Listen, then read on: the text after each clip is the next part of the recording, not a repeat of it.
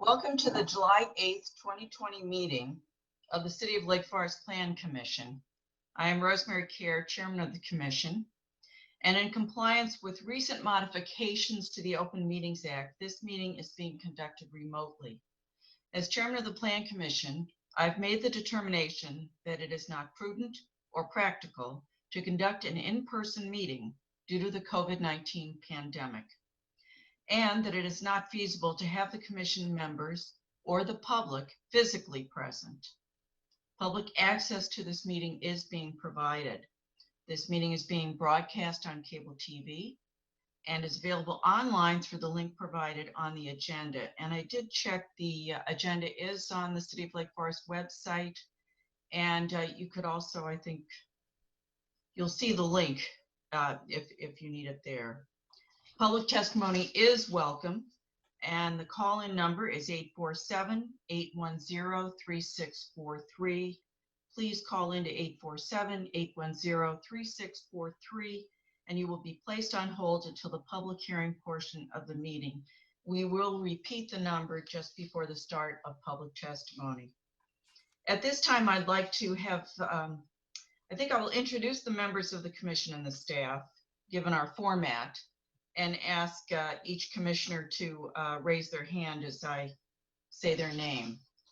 Commissioner Freeman, Commissioner Ruggles, Commissioner Athenson, Commissioner Moorhead, and for the city, the Director of Community Development, Kathy Cerniak, whom we don't see.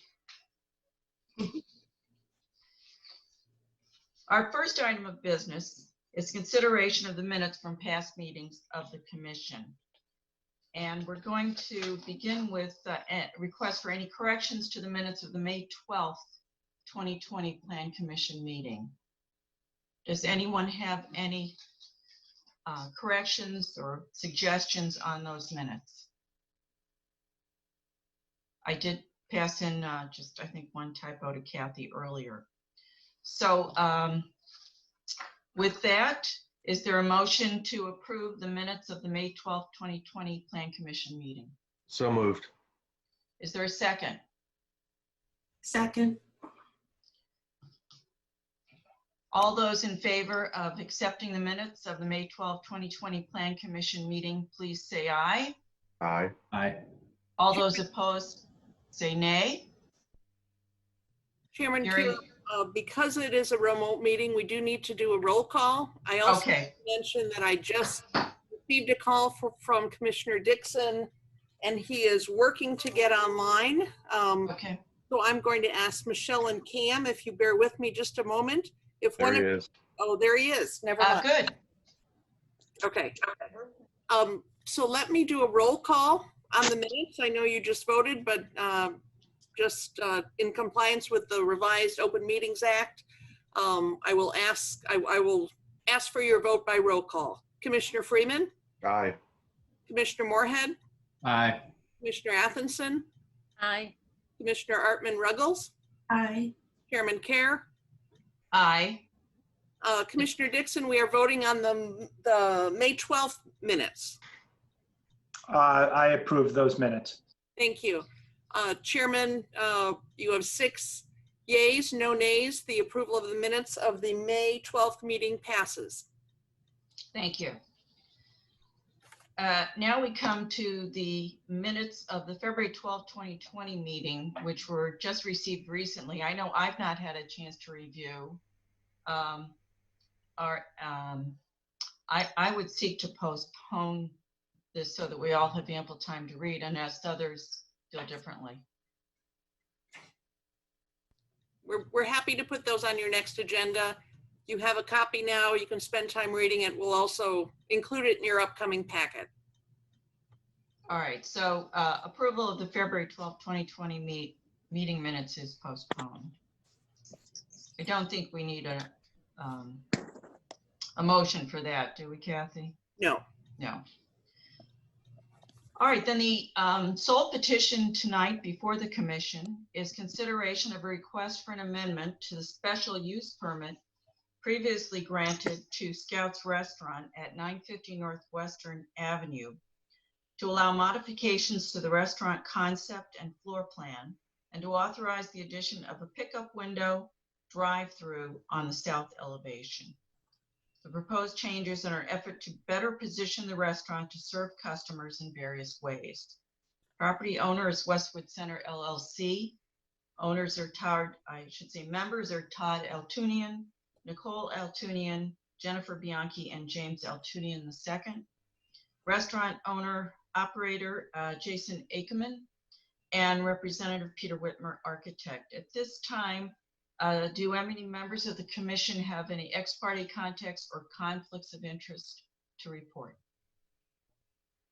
I have, just in full disclosure, the applicant, restaurant owner, and I have daughters on the same soccer team, and we know each other and have talked in the past. We talked about this particular restaurant one time a year or more ago at a soccer game. We did not talk about the special use, the original special use permit or this amendment. And just for the avoidance of any doubt, I have no business or financial interest in this restaurant or any affiliated business of the applicant. I feel confident I can review this objectively. All right, thank you. Chairman Kerr, I received a message from a neighbor asking for the Plan Commission email addresses, and I forwarded them to Kathy. I suggested they call Kathy, so in full disclosure. Well, thank you both. You're welcome. All right, at this time, I'd like to ask staff to promote the petitioner, Jason Ackerman, and the architect, Peter Whitmer, to the panel. I see Jason seems to be on board. Hi, everyone. Is that really your background? That is really my background, yes. Oh, my. And is Peter Whitmer joining us, Kathy? Yes, he is on the panel right now. Okay. So you can go ahead and swear both of them in, although I believe Mr. I see Mr. Whitmer now. Okay. Okay. Mr. Ackerman and Mr. Whitmer, please stand and raise your right hand, but if you stand, you might be out of focus. We'll see. Do you solemnly declare and affirm that the testimony you are about to give is true and correct to the best of your knowledge?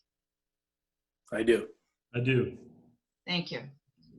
Mr. Ackerman, we're ready for your presentation on this item. And to any member of the public who would like to speak on this matter during public comment, the call-in number again is 847-810-3643. Mr. Ackerman, please proceed. Thank you, Commissioner. Thank you, Chairman. I really appreciate the opportunity to present to you tonight. It's been a little over a year since I was before this commission. I wish I was serving you all in our fully built out restaurant as we had planned out to about a year ago. Unfortunately, it's been quite a year for both restaurants and the rest of us. Hence, we're all here on this Zoom call. I want to share my screen if I can. I'm going to give that an attempt right now. Where I can get this up and everyone can look at the PowerPoint that we put together for this. Can everyone see that? Yes. Okay, wonderful. So a little over a year ago, we came to the Plan Commission with an idea to put a full service restaurant into two former laundromat space and a foot massage space that was located at 950 Western Avenue. The Plan Commission granted that special use at the time for a little over a 6,000 square foot restaurant with about 200 seats.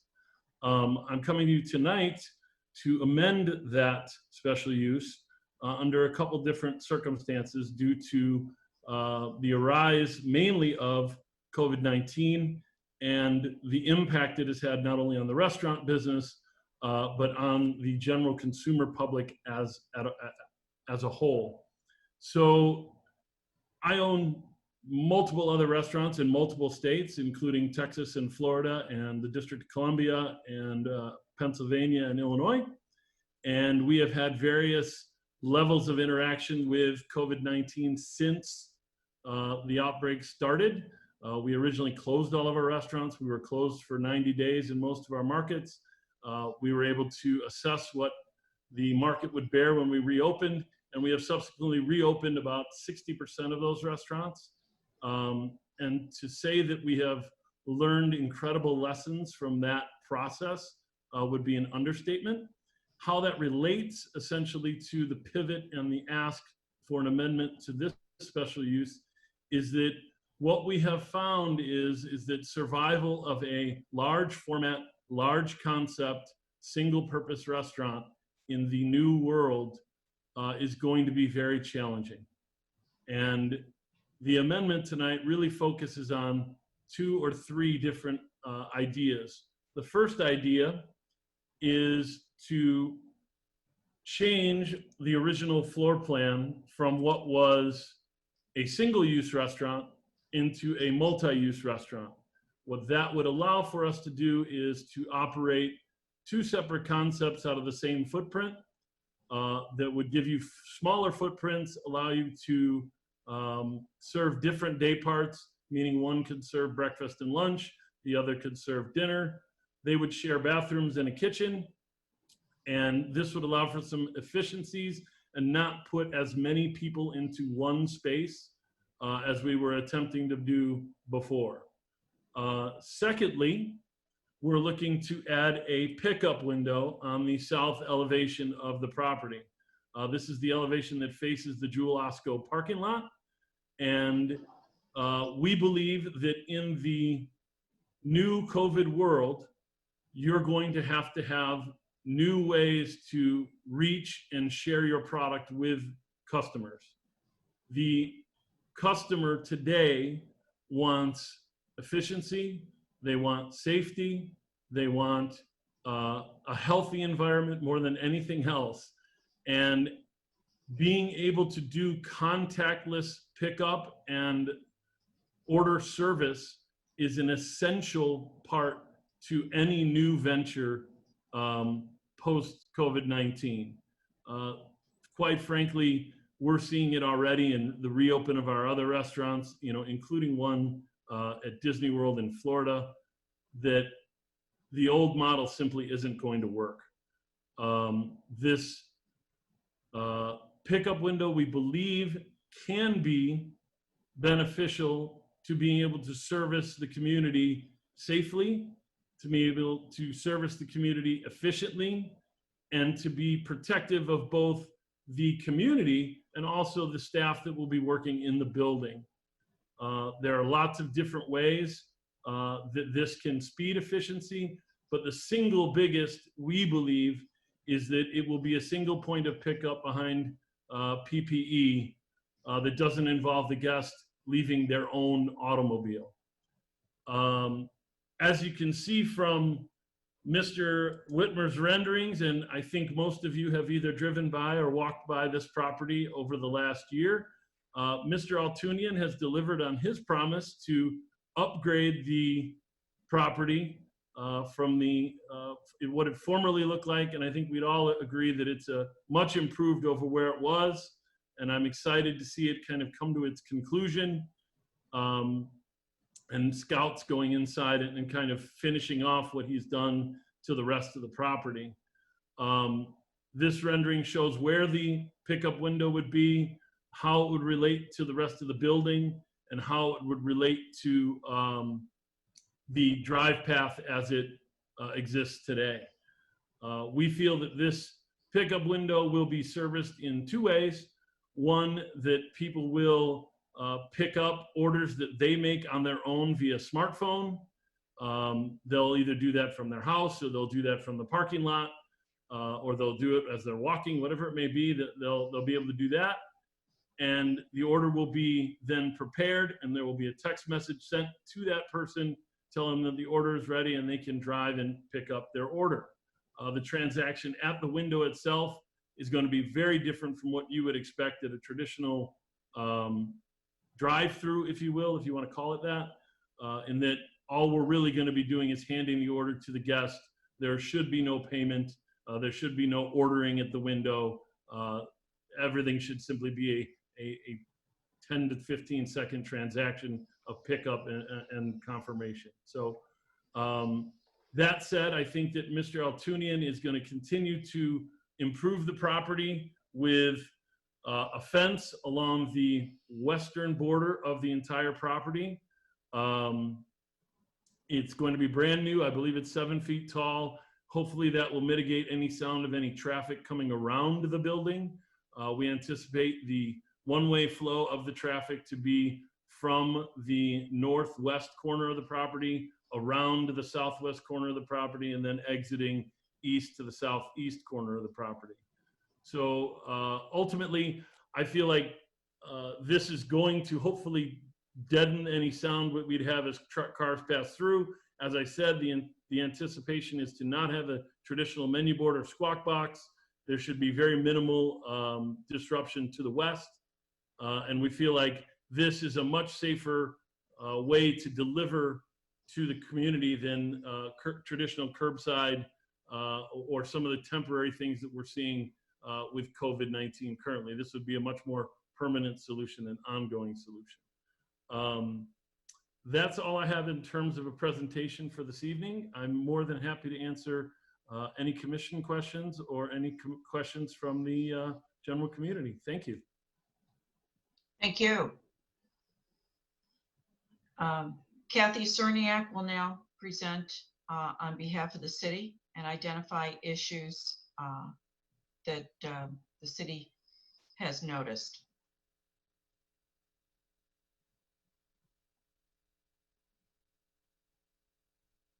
Kathy, you're on mute.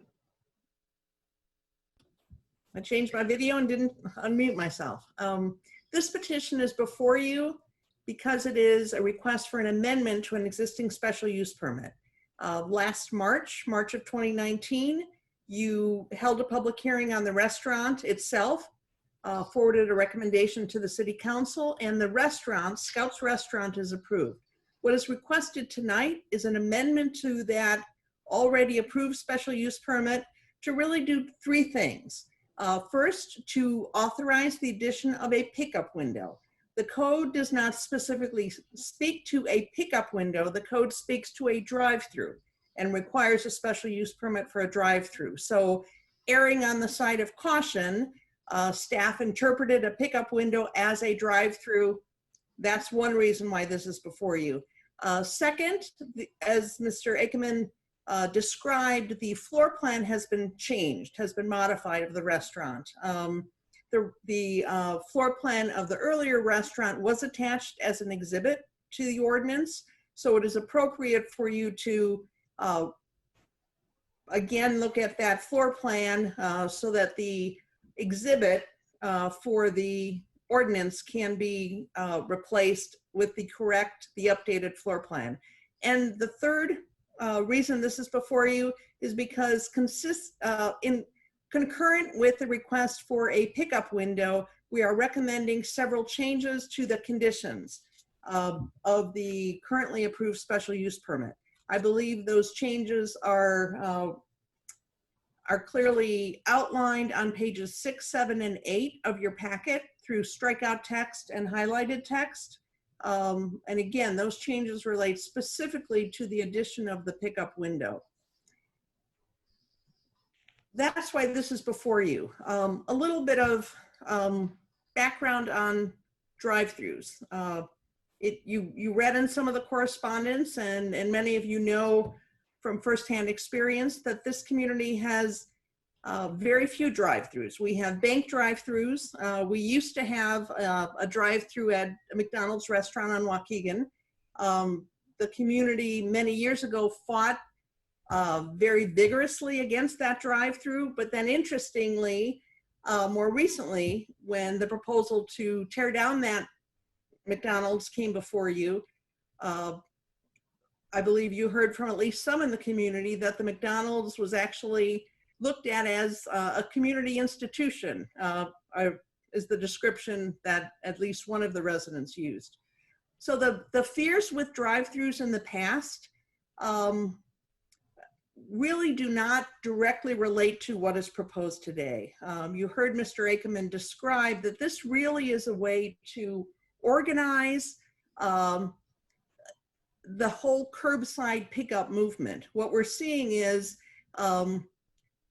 parking and standing and waiting and restaurants putting up their own signs saying pickup only, simply because the city has really been trying to work with restaurants during this time, whether it's closing public sidewalks, closing a portion of a public street, allowing expansion into alleyways or into parking lots with outdoor seating, accommodating additional signage. We've gotten very clear direction from the city council to be flexible, to really look at these very unusual circumstances that we're in and find a way to work with not only restaurants, but other businesses. So the drive-through concept that historically has been not supported by this community really involved fast food restaurants, light, speakers, perhaps drive-through structures that may not have architecturally fit well with the community. So I would encourage you to really look at not just terming this a drive-through, but really understanding that this is almost an evolution of a drive-through. This really is something that uses technology with online ordering and allows customers to be notified when their order is ready. So again, this is really a way to organize the whole takeout trend that that reasonably could be expected to continue. And certainly Mr. Ackerman, as a very experienced owner and operator of restaurants, has more experience along those lines than I do. I believe in your packet, the fence is shown as a 6-foot fence on top of the existing retaining wall. I believe, and correct me if I'm wrong, Mr. Ackerman or Mr. Whitmer, but I believe the intention now is to erect a 7-foot fence to replace the existing fence, a 7-foot solid wood fence on top of a repaired or restored retaining wall along that west property line. So I wanted to make that clarification. The special use permit for Scouts that has already been approved spoke specifically to not allowing loitering, employee breaks, or other activity in the alleyway, both the north-south alleyway and the east-west alleyway. With that area becoming a drive-through, there really is pressure on the tenants and the property owner to keep that area clear of other activity that may be undesirable, but also really puts pressure on all the tenants and the business owners to really keep those sides of the building, essentially what has been the alley side, the backs of the buildings, the alcoves for trash, to really keep those in perhaps better conditions than they have been in years past when the building was under prior ownership. The intent, again, as described by Mr. Ackerman, is that the pickup window would be accessed through the existing alley. There's no proposal to add hardscape to the property. Cars would enter either from the existing parking lot or from Woodland. They would travel south on the west side of the building and then travel east. The pickup window, as reflected in the rendering, is located across from the Jewel parking lot and fairly close to Western Avenue. One of the conditions that is recommended is that we would work closely with Public Works and Public Safety staff to assure appropriate signage or pavement markers in the area where vehicles would exit from the pickup window onto Western Avenue. Currently, vehicles use that area so that we are not adding a curb cut in that area, but the anticipation is that there may be more frequent use of that, so we would want to pay particular attention to any signage that's needed there. The drive-through hours or the pickup window hours are proposed from 7 a.m. till 9 p.m. So the pickup window would, the operation of that piece of the business would shut down earlier than the restaurant itself, which under the current special use permit does not have a specific ending time. The courtyard needs to be vacated and cleaned up by 11 p.m. So with that, I'd be happy to answer any questions. But again, the specific changes we're recommending to the conditions are on pages 6, 7, and 8, I believe, of your packet. Thank you, Chairman. Thank you. And now we'll enter the period for questions and requests for clarifications from commission members to the petitioner or staff. Commissioner Freeman? Thank you. Mr. Aikman, you had mentioned that the previous design was a 6,000 square foot restaurant with, I think, 210 seats. What's the current square footage and seating? I assume the square footage is the same, but, and you're on mute. Yep, I'm off. The square footage is the same. The seating is actually going to be reduced, I believe. I think that we have somewhere between 50 and 75 seats on each side. I don't anticipate it being any more than 50 to 75 seats on either side, and frankly would err on the side of less than more, to be honest. Okay, and help me understand, because this isn't what I anticipated actually. Well, I you know, everybody does interpret a drive-through as a certain kind of experience. So help me again understand how the pickup window is going to work. It's essentially for online ordering. In essence, I will either have an app or a dedicated link from my website to our ordering menu. You'll be able to order whatever you want, reorder whatever you want, get loyalty points, sign up for emails, all those things. You'll place your order. It will go in. My kitchen will have the ticket print, no different than if you were sitting in the restaurant, except you could be sitting in your car at Jewel when you place the order. You could be sitting on the street. You could be walking down the street. It could be in your house. You will get an email back confirming that we got your order, and it will give you an estimated pickup time. And let's say I put 12 minutes is the ticket time for 2 cups of coffee and a donut. 12 minutes later, it'll be ready, and you will simply drive through the lane. You will have paid online already. You will have made your order online already, and you will pull up to the window, and you'll give your name, and we'll pull the name, and we'll hand it to you, just like you were in line at Starbucks. I think that Starbucks in Highwood has a very similar pickup window that they use with their app as well. If you've ever been there, most people are waiting in the parking lot to make their order before they go through and pick up their coffee. So, Right, so the proposal has a menu board though. So what I've been hearing now from Kathy is that there'll be no speaker box, there'll be no orders communicated verbally in this, whatever we're calling it, pickup lane. I guess I'd rather not use drive-through if that's not what we're talking about.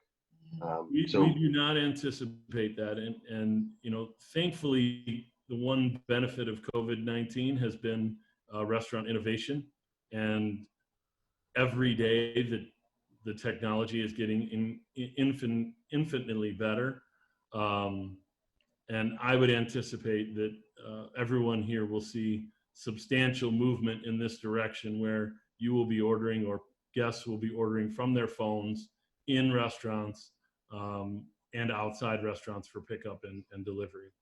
Well, and to that extent, let me say I very much appreciate the thought that you've given to it in a post-COVID world. I mean, I think it's very thoughtful. Think about the uses the way that you've had, not only to give people more safety as it relates to the ability to clean and turn over tables and all of those things, but I just think for our purposes, you know, we need to be clear about what this is going to be. And so I want to make sure that I understand what it is that you're asking for, because I do appreciate the effort. I want to make sure, you know, restaurants are a difficult business at any time, but in this time in particular, and you know better than anybody else, and that's why we appreciate your expertise and your interest. But I want to be clear, because I think if we're talking about a pickup window that will have limited driving time, access time, standing time. We have no real-time ordering of things through a speaker that could interfere with the neighbor's, use of their property behind there, or noise levels, or need to monitor noise levels, or whatever it is. That's a distinctly different proposition in my mind. And I want to, if what you're asking is pickup window today, but the possibility for a drive-through, then we have to treat it as a drive-through. Follow me? So I just want to make sure I'm clear. I don't anticipate ever having a squawk box at this location. I don't ever anticipate having orders that are placed and then made and then picked up in the same transaction at this location. This is truly for expediting contactless pickup that isn't, cobbled together like you might have seen lots of restaurants do, including my own, for curbside pickup, or in restaurant pickup when you don't want people in your restaurant, or people don't want to be in your restaurant. Right. There's an ancillary thing that could come out of this should, normalcy ever return. Third-party delivery isn't going away either. And this would allow third-party delivery to also use this window to pick up, so you don't have third-party delivery parking in parking lots, double parking on streets, any of those issues that have arisen with other restaurants, to deliver to the neighborhood. They can do it the same way that guests are doing it here. They're really the ones who innovated this type of ordering and pickup anyway. So that's a great point, because that was another question that I had. I mean, the location is a little bit limited for curbside delivery. You've only got a handful of parallel parking spaces out front, and really the angled parking spaces that are located to the east side of Western, they disappear pretty much right around where the restaurant is. They end because of the intersection, the north. So this would be used for that purpose as well, then, for people, for the Grub or whatever delivery services, Uber Eats or whoever it is that you'll use, they'll use this as well, 100%. as opposed to curbside. Yes, there will be no curbside delivery with this. There'll be no third-party parking. It will all go through this window. That's the purpose of it being there. Excellent. Well, thank you again for your thoughtfulness and your interest. Kathy, I have a few questions for you as well, please. So, when we were here last on this petition, we talked about the idea of deliveries happening between 8 a.m. and 4 p.m. Again, a lot of discussion about the neighbors and trucks in the back and things of that nature. I have less concern about, I had serious concerns about the delivery aspect, how you would manage garbage pickup and things of that nature. But if this is going to be a pickup window as opposed to a drive-through window, I mean, can we make a distinction? I mean, I know I'm glad you brought it before the commission, because I think it is close enough that we should be looking at it. But can we approve it for pickup only and remove the menu board and potentially the squawk box or whatever that goes with a menu board? I mean, can we look at this and put in the petition that if there is a desire to convert it to what you would normally consider a drive-through under the ordinance, that it then has to come back to the Plan Commission? Absolutely. There is, the plan does show a menu board, but what I'm hearing from Mr. Ackerman is that may not even be necessary. There is no proposal to have any amplified speaker. And yes, if this at any point was intended to morph into something more, it would absolutely need to come back to the Plan Commission. We can be very specific as to pickup only, no ordering transactions. We can also identify this as a location for third-party pickup, because I agree that was prevalent even before COVID. Yeah, I mean, I think it's going to require the city to be very focused on signage, like a do not enter, prepaid orders only, or something like that, or commercial, only, because otherwise there's no way to turn around once you're in that alleyway. And I was concerned about the capacity of the alleyway, even though I think it, by my measure, would hold up to 15 cars just within the building itself. But again, that becomes less of a concern, I think, so long as the use is as prescribed as a pickup window rather than a drive-through. And I know we're creating new terminology with this pickup window thing, but I think we're in a new time. So, you know, we have to be thoughtful of that. So I'll just have to be very careful and think about how we, I think a number of the staff recommendations are going to have to be rewritten to strike this drive-through comment.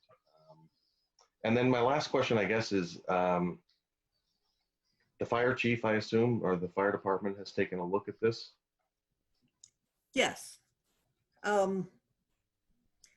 Yes, it has been reviewed, and again, no hardscape changes. This isn't unlike if a fire truck was going down Deer Path and there were cars in both lanes. If they needed to get around the building, they are able to do that. They also have fire department connections elsewhere in the building, and they have access to this building on all 4 sides, which is really unusual for many commercial buildings in our central business district. So they are supportive and do not see this as a problem. Thank you. Chairman Kerr, I'll hand it back to you, please.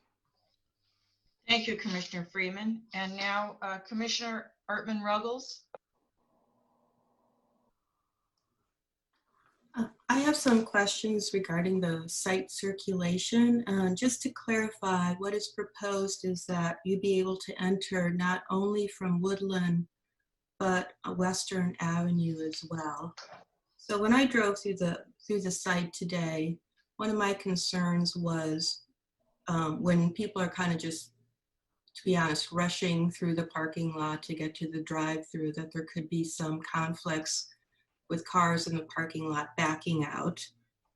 And when the cars driving through the parking lot kind of intersect with the people coming in from Woodland, that also seemed like a tight spot. So I was wondering if there's any consideration to basically making the parking lot a one-way only and one-way out, and then having the access to the drive lane just off of Woodland.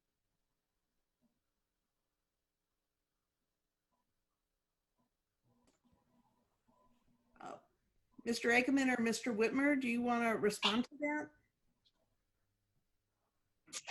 I can respond to that. I think,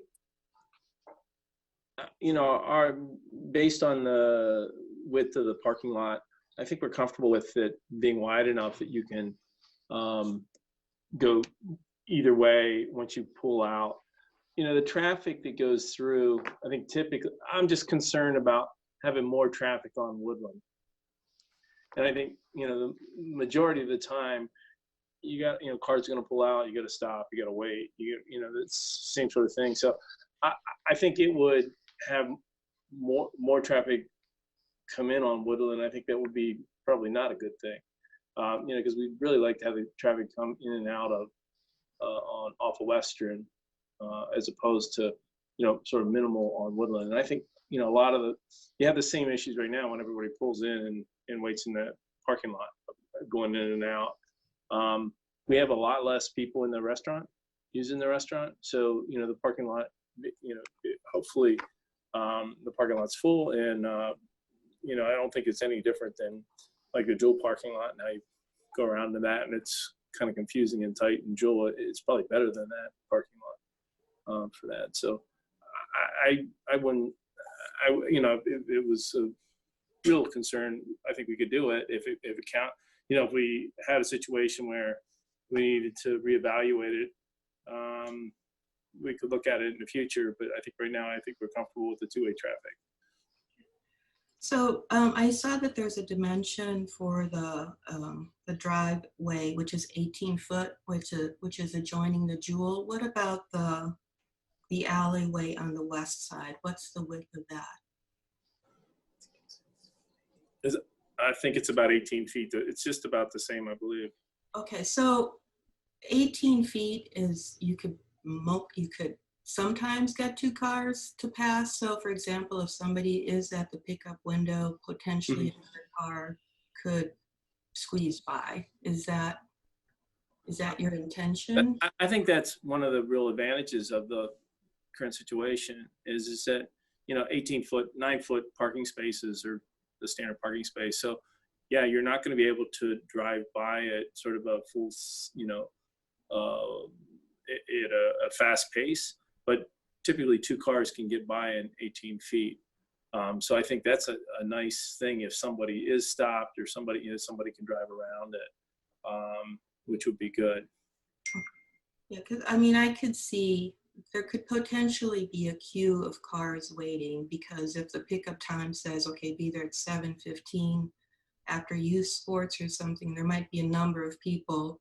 And without really, it's not like, the Chick-fil-A where there's line 1 and line 2 and everybody can get there. So my concern is that there needs to be some way for, if, one order is ready and that car is behind somebody else is waiting at the pickup window, there's going to be some traffic there and some waiting and potential confusion. My other question is, so I know you're requesting the pickup window, but what happens if the sushi place also wants a pickup window and something like that happens on the south side? I mean, has that been taken into account? I think that we would try to accommodate. If I think it'd be very difficult to have more than one pickup window in this alley situation. And the other thing is, one of the advantages of where Scouts is located in the development is that it's the farthest away from the residents in the back. So where the pickup window is probably the best spot for it.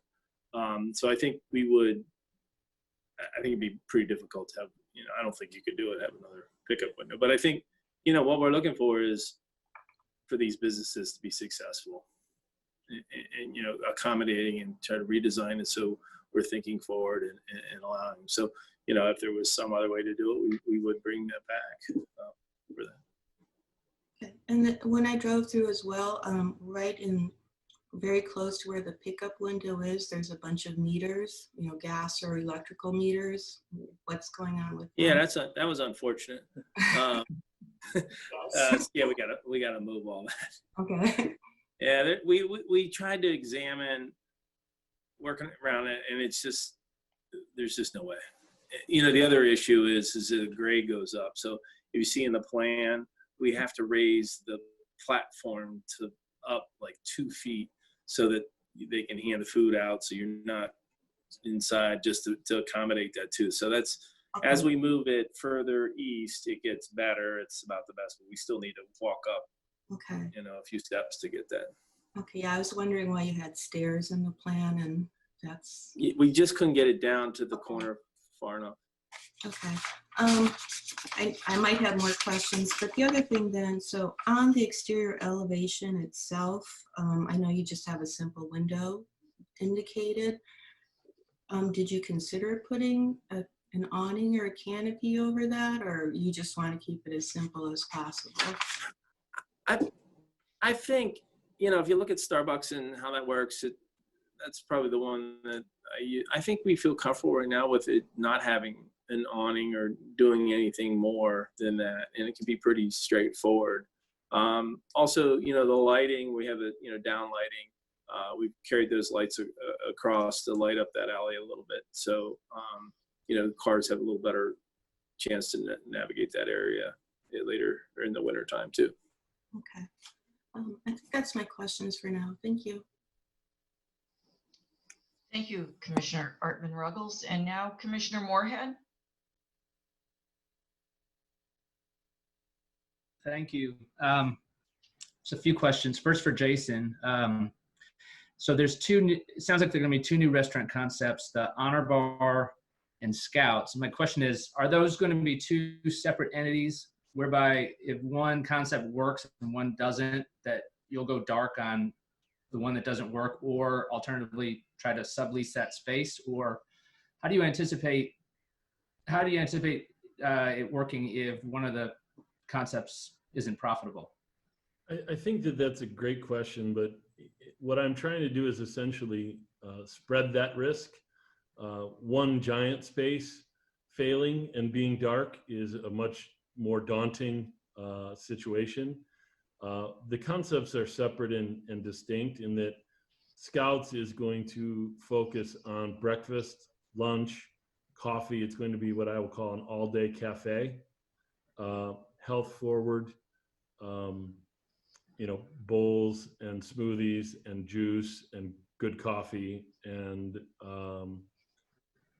I believe that will run mostly busy in the morning, into the early afternoon, and probably wane a little bit as the day moves on. Then the Honor Bar, my anticipation is it will only be open at night, and will only be open during the day, possibly on the weekend. And that will be much more of a upscale restaurant that I was going to put in 6,000 feet. I'm just shrinking the footprint down to 2,000 feet in this case. I think if one or the other failed, Mr. Altoon and Mr. Whitmer and I talked about it at length. You can demise the space to make it rentable one way or the other, because essentially the services that they're sharing are the bathrooms and the kitchen. And although they're sized beyond what one individual restaurant would need, that would be some business point that Mr. Altoon and I would have to work out at a later date. But it is designed in mind with the idea that if one didn't work or the other didn't work, that it could be demised back into two spaces without too much trouble. Or if, COVID doesn't resolve itself and the Honor Bar can't physically open other than in the summer months when it has the patio in front of it. Even that, juxtaposition was important. So again, I think that the idea for Scouts was to give it the pickup window as a lifeline, and that the Honor Bar would have the courtyard as kind of its lifeline in case this current situation doesn't resolve itself in the near term. So to your point, Commissioner, I think that we've given it some good thought on how you could demise it if one failed or the other didn't. And I think it could be easily sublet to either another concept or to a retail tenant or some other retail tenant or soft goods that, Mr. Altoonian already has in several of his other spaces. So they're sized for that. So. Okay, thank you. The staff report says that the proposed changes are directly in response to the impact the COVID-19 pandemic has had on the restaurant industry.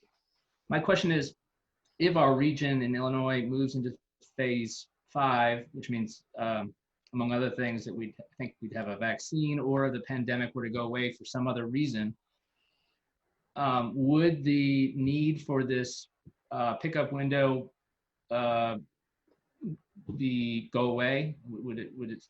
Is it only for the pandemic, or are there other reasons that you need the pickup window?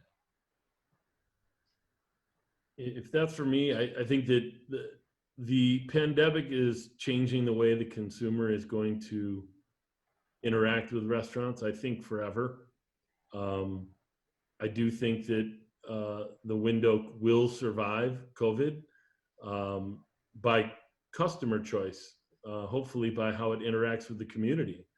At the same time, I think that if we were to go to phase 5, and if it was to be taken away, the restaurant would stand on its own regardless, and be able to survive without it. I think that at that point, it may have established itself as a convenience that the community may or may not want to part with, but certainly would not be as integral as it currently is to making this get off the ground. It simply would have a very difficult time operating in the current environment without this window. Okay. Have you run a pro forma on how much business you need to do through the pickup window, or how many car trips, dollars per car trip, or anything like that, to get a sense of how much traffic, what your trip count is through that pickup window, or it would be?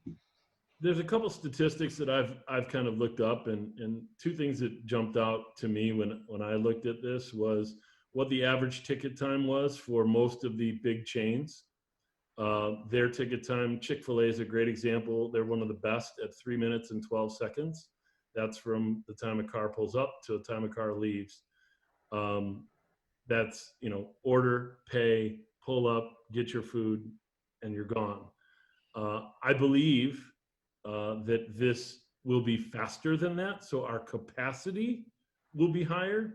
However, the technology of the ordering platforms allows me to set the number of orders I can take in any given 15-minute interval. So if I only want to take 3 orders every 15 minutes, I can do that through the computer.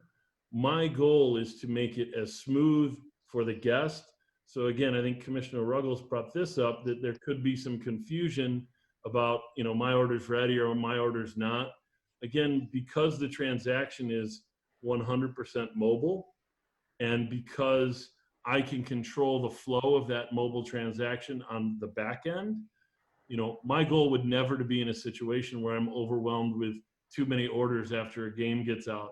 I'll be able to do whatever I deem my window can do in a certain number of minutes. So I have performed mine out at 6 minutes so that I would get 10 transactions per hour at a minimum. That was if everybody ordered in the parking lot and had to pull around and get it. If they're ordering from elsewhere, I'm not going to know that until my operation is up and running. Know how fast I can get a cup of coffee out versus how fast I need to be able to. I can put all these times into my module, and it will regulate the number of tickets I can take in any given time. So I never anticipate there being, this glutton of people because there simply won't be the availability to make the order on the front end of the software, because the ticket time won't be, the ordering platform will not allow the guest to do it. Okay. It may frustrate some guests, but it will hopefully keep the line moving and keep everybody kind of in order and not overwhelm a kitchen with what I know we've all seen it some places in the community that have just been overwhelmed at 7 o'clock at night where you're waiting an hour for your curbside. Frankly, that's just, you should never have that happen in an operation. And that's what we're trying to really avoid here. Right. And then my last question for you, and then I have just a couple for Kathy, but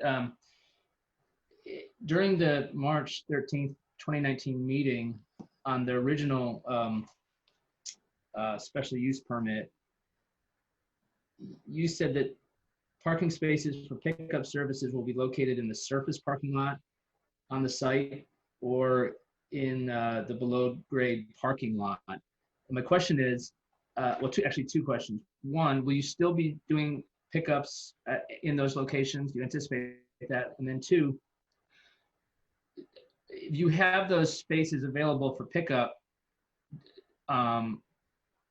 why is the pickup window necessary over and above those spaces?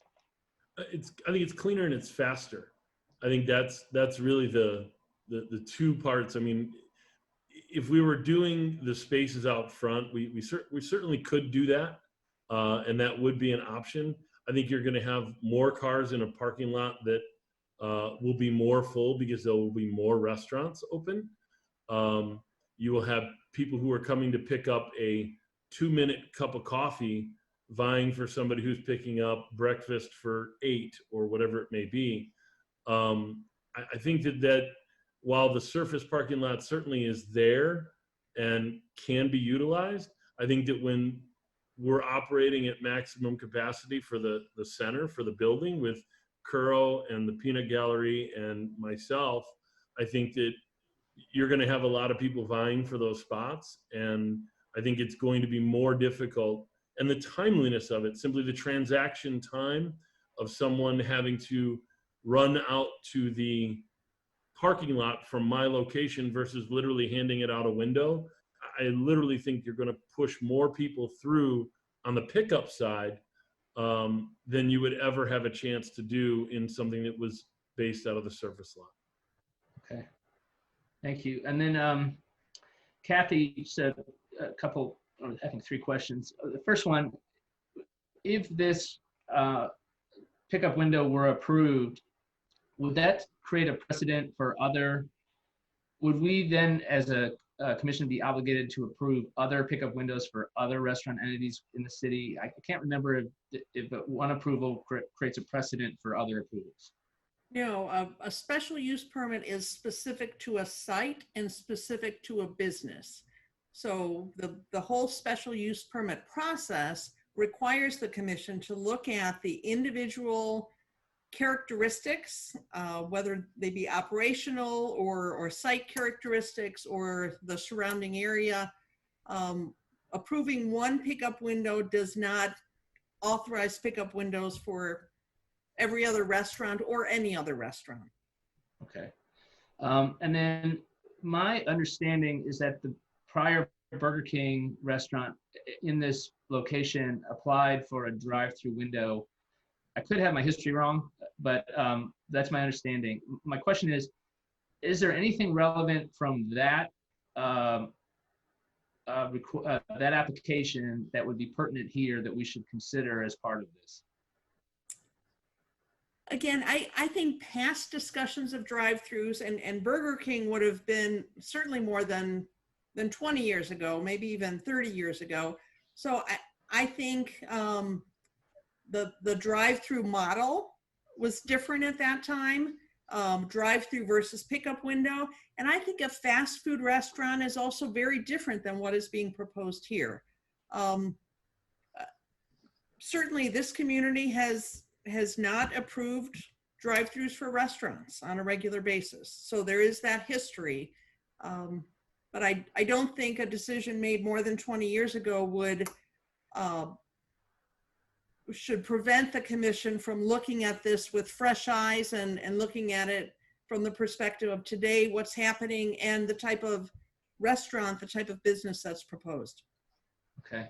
And then a last question. I think Commissioner Freeman already asked this, but the city, the traffic engineers have reviewed this proposal and are comfortable with the potential trip count, the flow of traffic, the interaction between the automobiles and the garbage pickup, and so on and so forth. Yes, and the obligation would be on the tenants and the property owner to schedule pickups, deliveries, in a way that works with the use of this alley that's now proposed. But again, no additional hardscape is proposed. No additional curb cuts are proposed on Western Avenue. This is currently a circulation route. Certainly with the proposal for the pickup window, that route will be used more frequently. We do know that there have been problems in that alley in the past. When Donati's was there, you had delivery drivers staging back there, multiple drivers staging or people gathering back there. This, again, would necessitate the tenants and the property owner to pay attention to what's happening back there to make sure that traffic flows efficiently. Okay, that's all I have. Thank you very much. Thank you, Commissioner Moorhead. And now Commissioner Atkinson, excuse me. Thank you. I just have a few questions to follow up on some of my commission members' questions. So, last time we looked at this property, we spent a lot of time talking about the alley, and mostly because we wanted to minimize the negative impact on the neighbors. And that's where I'm really concerned about, is how this is going to impact the neighborhood, and especially the neighbors right behind them. I live 2 streets over from this property, and so I am here every day. And I see the volume of traffic and the volume of pedestrians, especially in this area. Pedestrians are increasing because we have more apartments. And now we have new traffic patterns, that have developed out of the traffic light that went out in a couple of years ago. So I just want to follow up on this one idea about the permanent solution that you're asking for a temporary situation here with COVID. So, I mean, if we go into stage 5 and you keep your window open, you just Did you say that you are expecting 10 cars an hour for pickup? I think that that's how I've modeled it. Again, I'm looking at it from a what capacity can I handle if they were to order it on site and I deliver it on site. I don't know what the capacity will be until I actually do it. You know, quite frankly, you know, there's no way to know until we actually open. What I do know is that I will be able to control it one way or the other, based upon the number of orders I allow my restaurant to take through that medium. The software is there. Every POS in the world has it now. And as I said, the one big benefit coming out of COVID is the technology is getting increasingly better by the day. So me controlling the number of people that travel through that alley to pick up is very much within my control. So again, while I can sit here and guess at how many people per hour will be there, I don't know for sure, because if I have, you know, people just picking up a cup of coffee in the morning, I can hand a cup of coffee out the window in 10 seconds. And they literally will stop for 10 seconds and drive through. So I may be able to have morning pickup times that allow more traffic through the drive-through. But the evening traffic times might be longer because somebody might be ordering a meal that needs to be cooked. So I'm only going to be I'll only be able to take enough orders that I can cook in a certain amount of time. So again, I think that the nature of the time of when this will be active, I think is still much up for debate. But if I was to anticipate it, the morning is going to be much more transactional, with more transactions involving smaller things with shorter times to be picked up, whereas the evening will be more longer transactions, fewer cars picking up bigger orders, if you will. So I guess I'm struggling with this because this is not really it's not really a solution to you shutting down your restaurant and be able to maintain your profitability during COVID. It's really just a pickup window to have another option to serve your clients even without COVID. So it's really more of it's really not a way to become a viable business during a pandemic. It's more of just another option to serve your clients permanently. I think that the difference is, you know, at COVID right now, there's at least 50% of this space that's going to be very difficult to occupy at all under the current guidelines from CDC and the state of Illinois. At this moment right now, I could only have 50% as a maximum capacity with 6-foot distancing.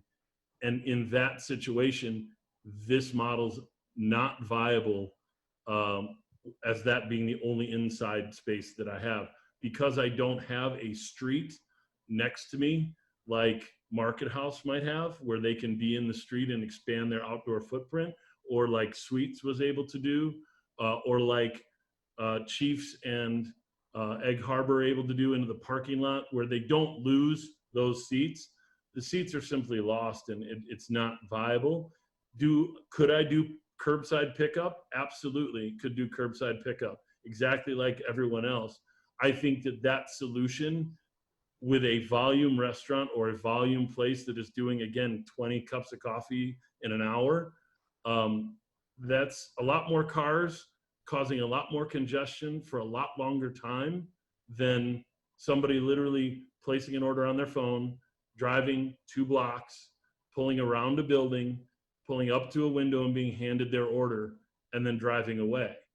You know, in the other model, they have to drive, they have to park, and then my person has to know that they're there and then come out and deliver the food to them and then run back inside. Again, the inefficiency, as I have personally lived through over the last 4 months of curbside models, is drastic. Anyone and everywhere that could put in a drive up, whether it be temporary, like we saw at Melody Farms, or more permanent, like we've seen most of the industry at least scrambling to try and do, that is the future for us, whether it's COVID, where it's going to be mandated, or whether the consumer honestly pivots to what they prefer to do is to drive through. especially if they can get high quality things through a drive-through. I think the significant difference, I think Kathy's brought it up a couple of times, between what I'm proposing out of my window and what Whopperville was proposing out of theirs, is the food isn't fast food. And I think that you're going to see the industry shift on all fronts in this way. So I do think that it is going to be an advantage long-term for this space, but I think in the near term, it is the much better alternative, both from an operating safety ability on my end and economic ability on my end, but also from the impact that it would have on the community. I simply think it will be less impactful than a curbside service out of the same space. So this neighborhood, as you know, or maybe you don't, but it's very heavy with pedestrians. People walk everywhere.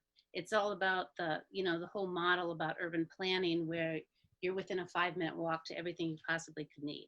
So people walk to pick up their groceries. They walk to pick up their Starbucks. They walk to pick up their fruit. They go to the mail. We walk everywhere.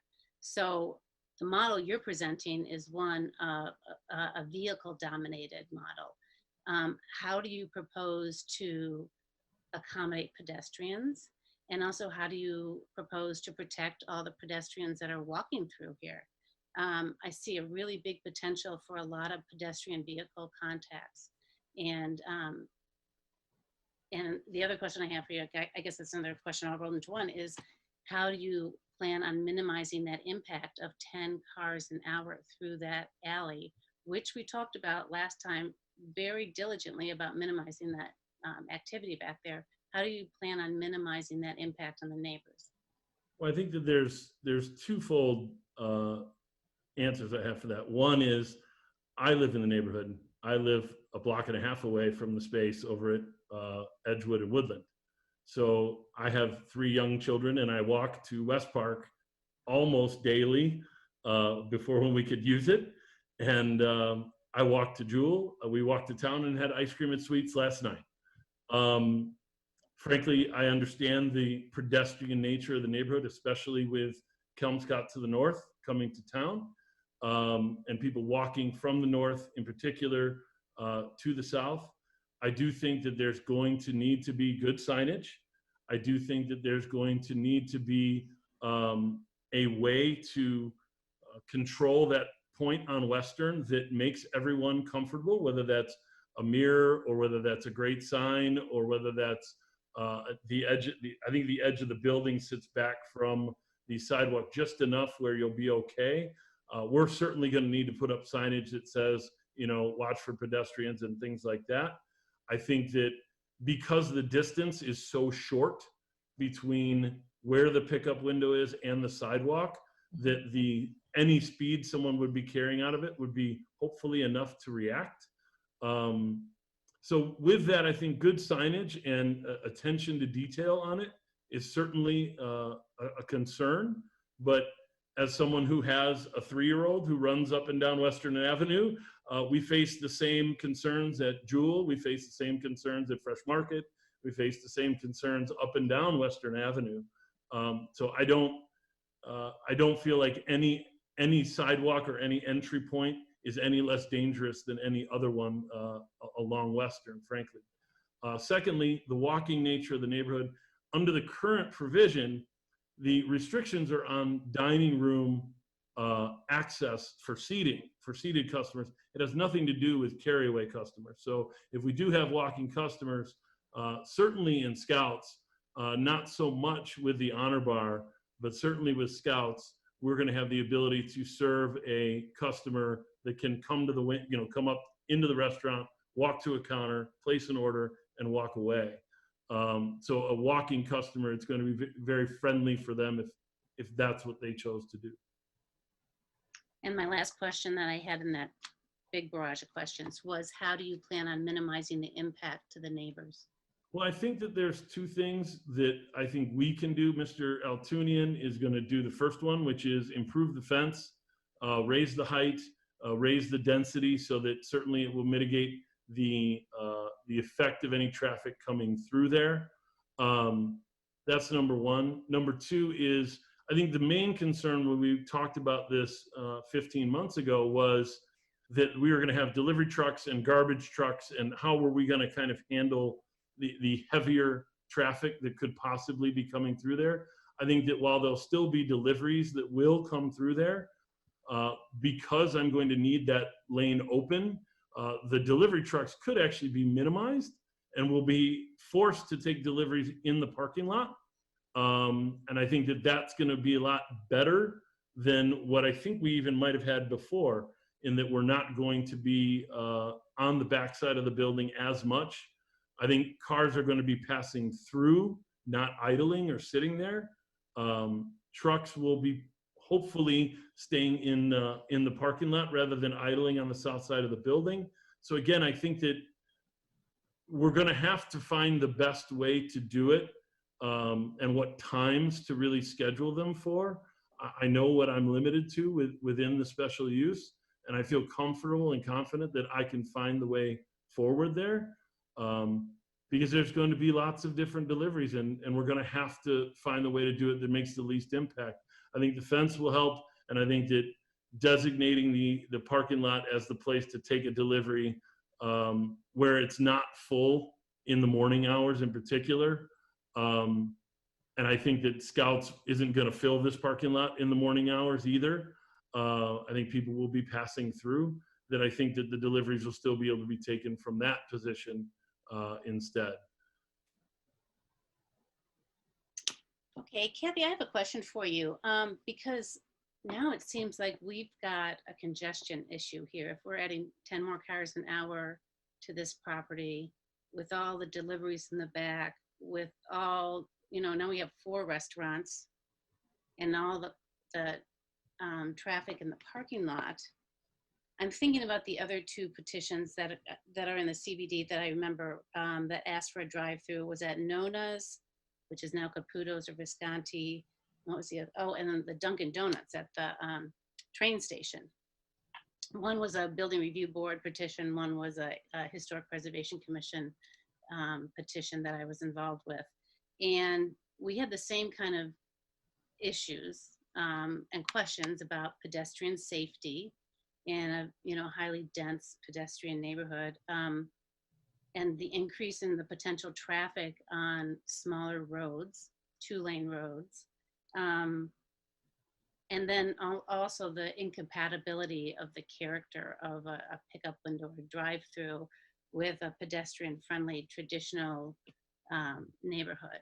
So my question to you is, in those 2 instances, we asked for a more specific traffic study to study the impact of the increased traffic on the site to the surrounding neighborhoods. Because if you look at this site, we have a busy intersection. We have, if you're coming north on Woodland Road and you're going to make a left-hand turn into that property, it's around a curve, which can be blind at times. So there's a potential there for issues. There's potential issues with pedestrians. There's also the driveway to Jewel, which is really busy. So there's a lot of different potential contact points here, not to mention what's going on the property itself. So I'm just wondering if it's appropriate at this point to get a more detailed traffic study like we did for the other 2 requests for drive-throughs. I don't specifically remember, I certainly remember the discussions. I don't specifically remember a traffic study for those. A drive-through was approved at Caputo's and exists today, although it isn't used. And at the train station, the drive-through proposed on the east side of the building really was stalled because it was a significant historic building, and breaking through that wall and adding a drive-through window there was difficult. Traffic in our central business district is a good thing. We certainly do have increased pedestrian traffic, which certainly has been a goal of the city's strategic plan and comprehensive plan. Even though we have a lot of traffic and a lot of pedestrian and traffic, vehicular and pedestrian traffic, we don't have many incidences. I think people are aware walking down Western Avenue that there are these existing curb cuts. The the benefit here is that we're not adding a curb cut. We're increasing the use of an existing curb cut. So I'm not sure that a traffic study is going to give us much information. Certainly we heard for many, many, many years that this particular commercial site was dead, and we were urged to push on the then property owner and make this area more vital. So there is a trade-off of really being open-minded and being, taking some risks and doing things that really add to the vitality and the activity in our central business district. And there are some negatives to that as well. So it's really just a balance. So I'll leave it at that. Okay, because the other, from what I remember, those two petitions were not approved, and then we did do traffic studies, from what I remember. So, okay. Anyways, let's see if I have any more questions. I think I've taken my time, so I'll yield to Commissioner Dixon. Thanks, Commissioner Atkinson. And I think after Commissioner Dixon talks, every commission member will have the opportunity to inquire further if needed. Commissioner Dixon. Thank you, Chairman Kerr. The good thing about going last is that most of my questions have already been answered.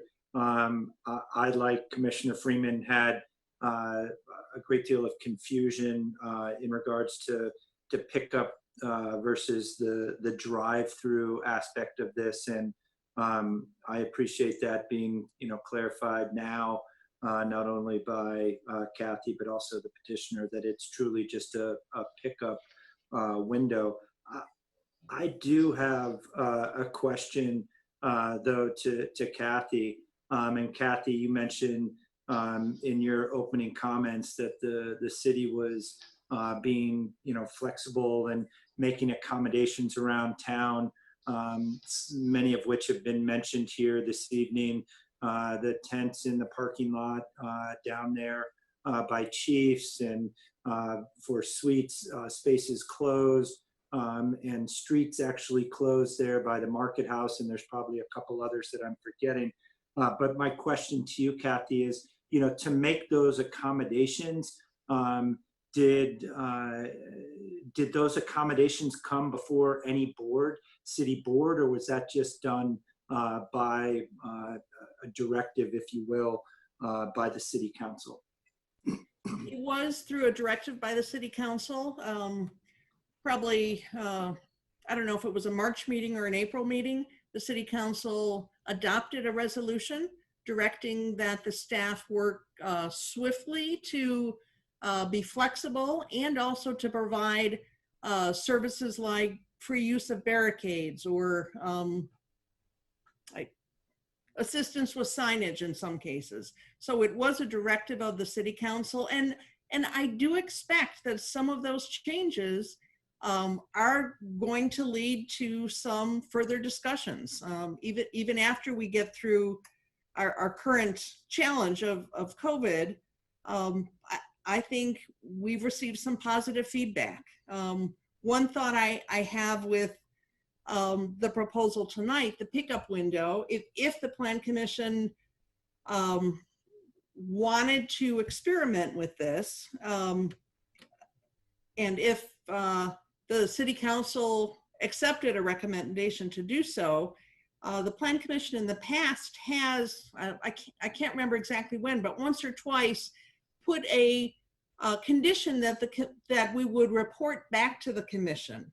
For instance, a year, 18 months after the restaurant is issued a certificate of occupancy and is open, we would prepare a report to the Plan Commission, seek input from neighbors, and just report to you on how things have worked, what's worked well, where we've had to have discussions and perhaps make some improvements or make some shifts. So that would be a possibility for the commission if you wanted to do a check-in at some point. And then I had a follow-up question to my question. Thank you for that. But the follow-up question I had, so if Mr. Aikman was denied his petition this evening and move forward with his restaurants and concept and built that, could he then come to back to the city and ask for the same or similar accommodations, not for a permanent sort of structure like a drive-through, but barricades of some sort, blocking off spaces, putting cones up? Could he come and do that directly with the city and get those accommodations without coming to this board? Right now, I can't speak for whether we would be still blocking off sidewalks or parking spaces at the time the restaurant opens. Sure.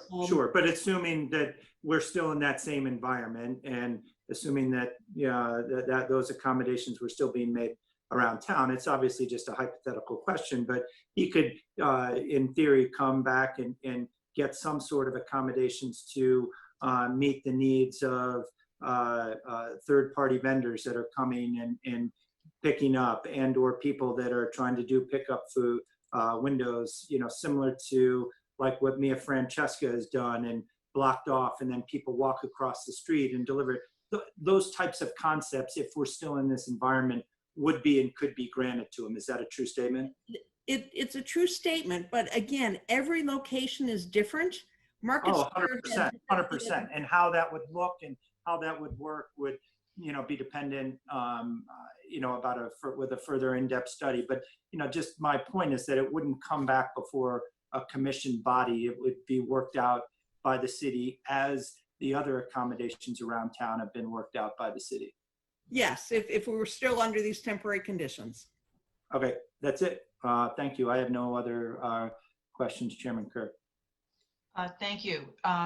Do any of the commission members have further questions for petitioner or staff? Commissioner Atkinson?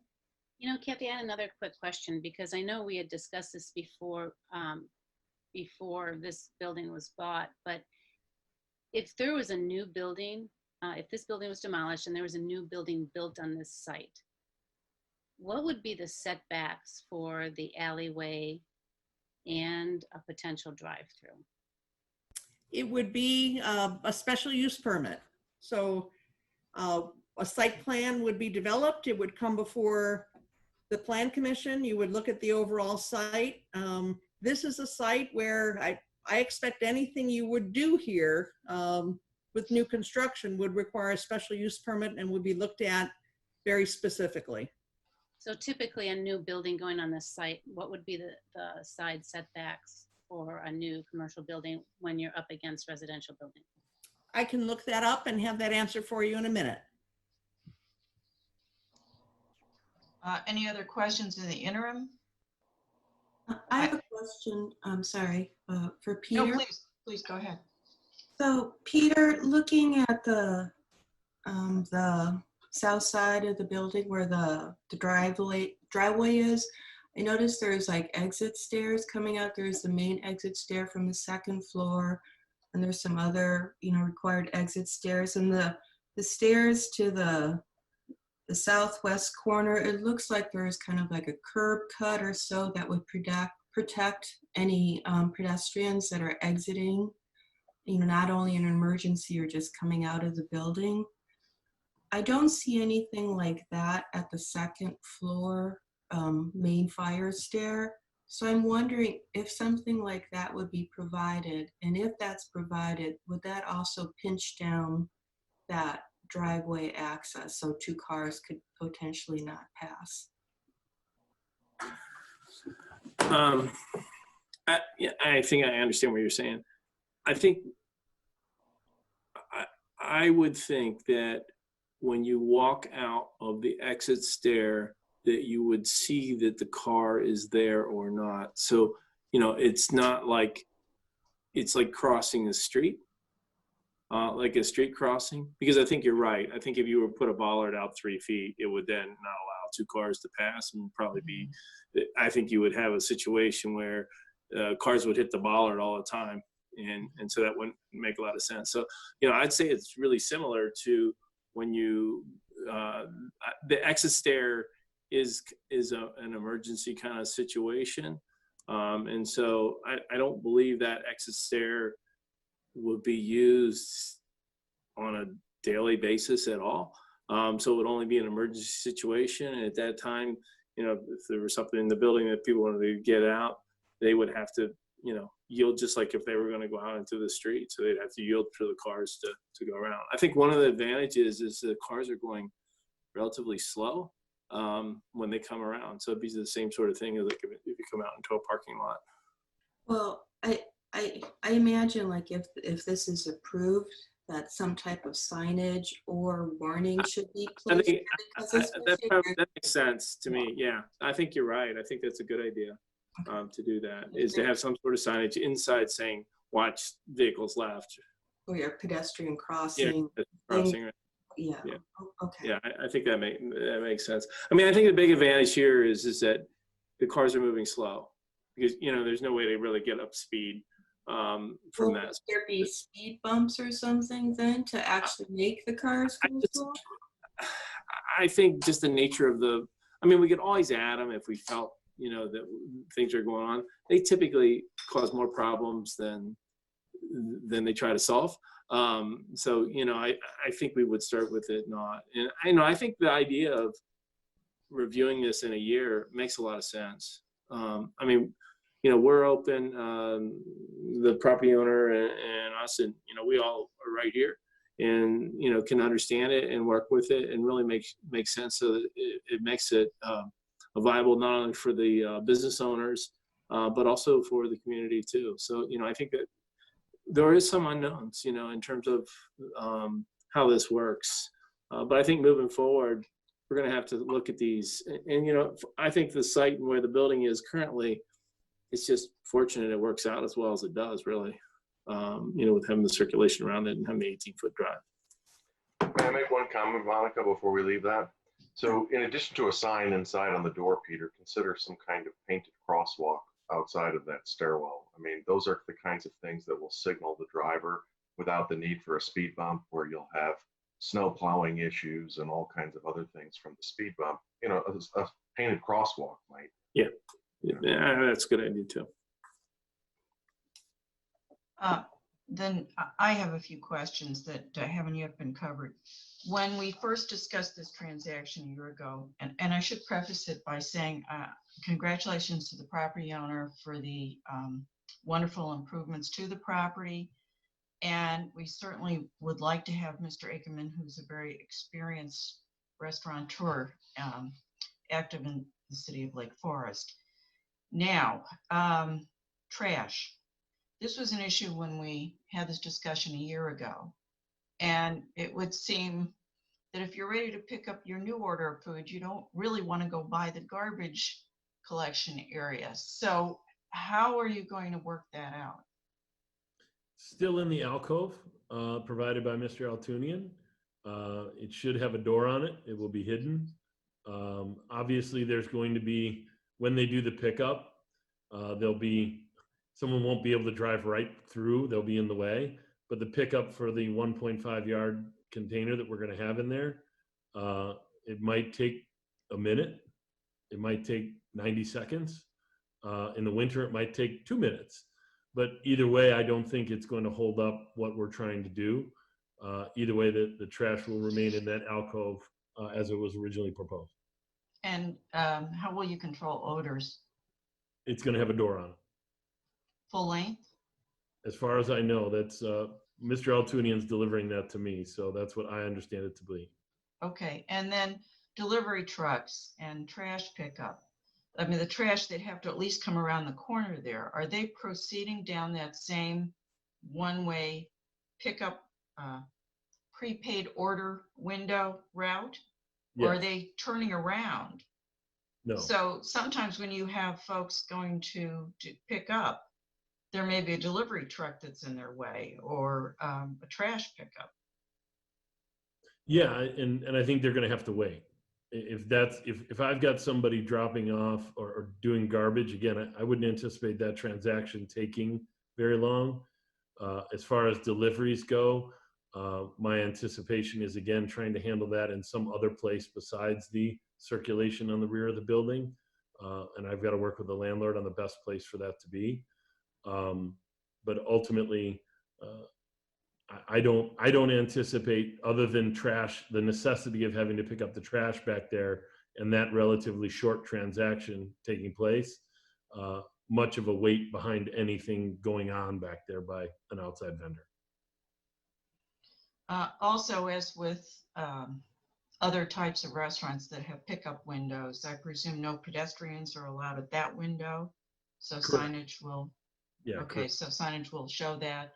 Yeah. And Commissioner Freeman's suggestion, prepaid orders only so that people know they can't just drive up and Yeah. I place think an order. that's going to be part of the messaging that I'm going to have to do internally through the restaurant when I open, to make sure that people know it's there first and foremost, because we're not putting a ton of signage on it. So in order to educate the public on what it is, I'm going to have to tell them what it is and how to interact with it. In order to even do it, they're going to either have to visit my website or download my app. So there will be instructions digitally as well. Again, to what I think Peter said so well a few minutes ago, there's going to be a little bit of a learning curve on this. Frankly, I'm going to be learning as it happens. But believe me, the last thing that I want is a negative impact on our community. I want this to be a positive impact on the community, and that's the intent of the restaurant. That's the intent of the space, and that's the intent of this window, is to be positive rather than negative. If it becomes anything other than that, I simply have to shut it down, frankly. I hope that I can put all the controls in place that I can put a control in place, but it certainly doesn't become worth it to become a problem in the community that I live in, you know, a block and a half from where I lay my head at night. It's just not, it's not something I want to do. So I have every interest in making sure that all aspects of deliveries, vendor drop-offs, traffic, safety, cleanliness are all being run at a top-notch level. And my hope is that these services are additive to not only the hyper-local community, but the community at large.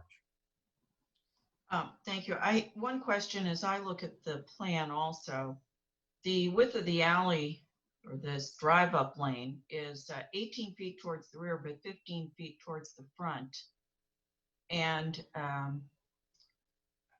I don't know if I'd feel comfortable with a car passing me there. I suppose it depends upon whether it's an expedition or some other vehicle. So I can see, as Commissioner Artman Ruggles mentioned, maybe a bunch up, because you might go to pick up your order and it's not quite ready. So do you sit there? Do you drive around again?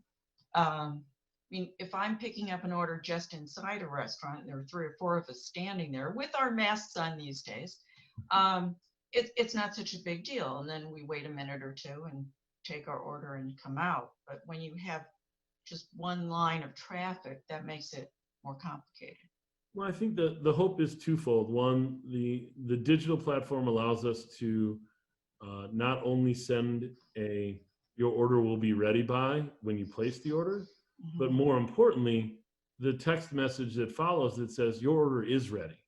And again, that's going to be part of how I have to design the customer flow through the app. And again, I think there'll be people who will try and show up early for their, cup of coffee or their bagel or whatever it ends up being. Sure. Will they have to maybe go park and wait a minute? Yeah. Do I anticipate this being the norm? No. If it became the norm, I would certainly have to tweak how I'm taking the orders to ensure that this doesn't happen, or message all of the customers directly saying, hey, community response is that we have too many people coming early. Please help us keep this window and this convenience open by showing up at your specified delivery time or pickup time.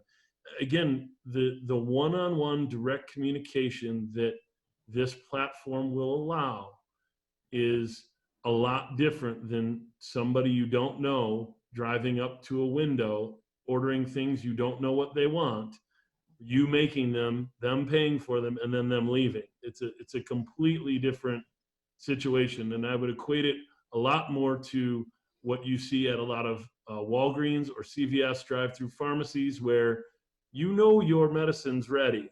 The pharmacist hands it to you in a bag that has your name and everything about it stapled to the front of it.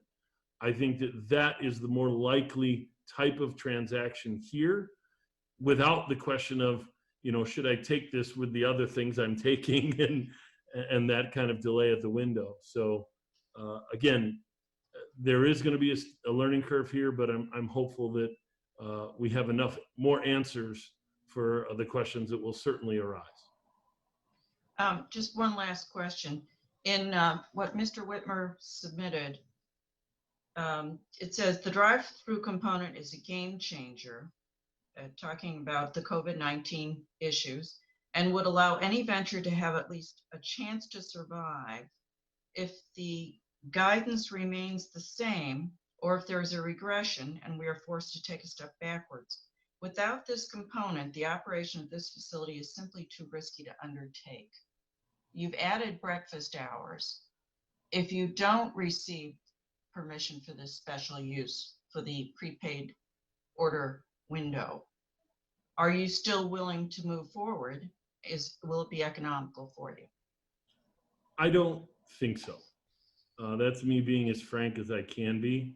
I certainly will consider it with Mr. Altoonian. But this is one pivot from what our original proposal was. A year ago, I wanted to build a restaurant in my hometown that, could gather community together, and we'd put them in one big room, and it would be a transformative entity on the north end of town. The world has changed, and the economics surrounding that have also changed. I've been in the situation as a restaurateur where I had to shut down 19 restaurants in one day, and then keep them closed and lay off 1,500 people for 90 days. Some of them still aren't back.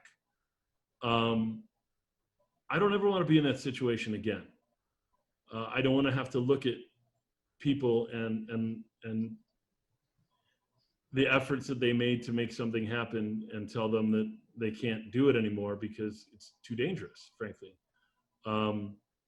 My hope is that we'll be allowed to do this, and I believe that under most circumstances, in most models, people are still going to be able to, and the data supports that drive-throughs are considered the most safe by the public and by the CDC.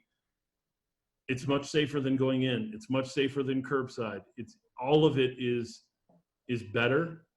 So that if this is a long-term solution, and that's how I have to look at it, there is no promise that this goes away. And there's going to be a lot of capital invested in building this out, time, energy, effort, money, and to not have the opportunity for it to be what it needs to be, I at least have to have a lifeline to something. And as we're all going to find out, if this doesn't change, if we stay in phase 4, and some of the measures that we've taken to allow some of our restaurants to survive, whether that's PPP funds or the local communities allowing street use and outdoor use and going really the extra mile in the summertime to make it happen, none of that's going to be possible come Halloween. And so I'm really hopeful that this is some level of insurance against that. And it's also insurance against a long-term problem. If this doesn't get solved in the next 6 months or 12 months or 24 months, the business, I don't think can really survive without it. I'm seeing that firsthand at now 14 locations that are open and 3 more that are set to open in Texas at the end of this month. So I wish I had a better way to word that other than impossible, but it's a large venture in a large space that was already risky going in, and COVID has certainly made it riskier. I might be the only person in Lake Forest crazy enough to want to open a restaurant right now. But I still believe that there's a way forward, and this is our best effort to still make that happen. Thank you. Any other questions from commissioners? I've got to turn on a light.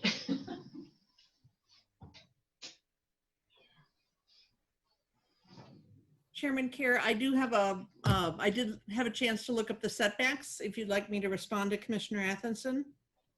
Yes, please. The site is in the B2 district.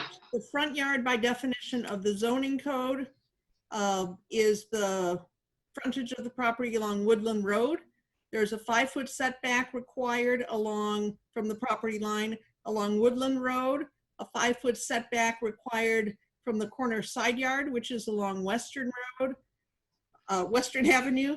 On the west side, a 10-foot setback would be required. It's an interior side yard, and this is for the building itself. And on the south side, a 35-foot setback would be required because it's the rear yard. Again, I would anticipate that if the site were redeveloped, it would be a special use permit, and there would likely be some adjustment of that based on an overall site plan. But those are the permitted, strictly from the code, the setbacks for this site. Thank you, Kathy. Thank you. All right, before we proceed, any additional questions or requests for clarification from commission members? Then we will now move to the public testimony section, which each speaker is not to exceed 5 minutes. Kathy, do we have members of the public standing by? Chairman Kerr, we do have, this is Michelle, we do have 2 members of the public on hold. If you'll give me just a moment, I'll introduce the first one for you. Okay, and before that, I do want to repeat the dial-in number, 847-810-3643. Thanks, Michelle.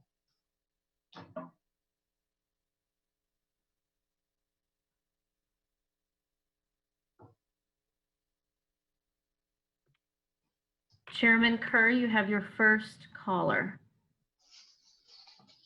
Thank you. And your name, please? Would you please state your name for the record?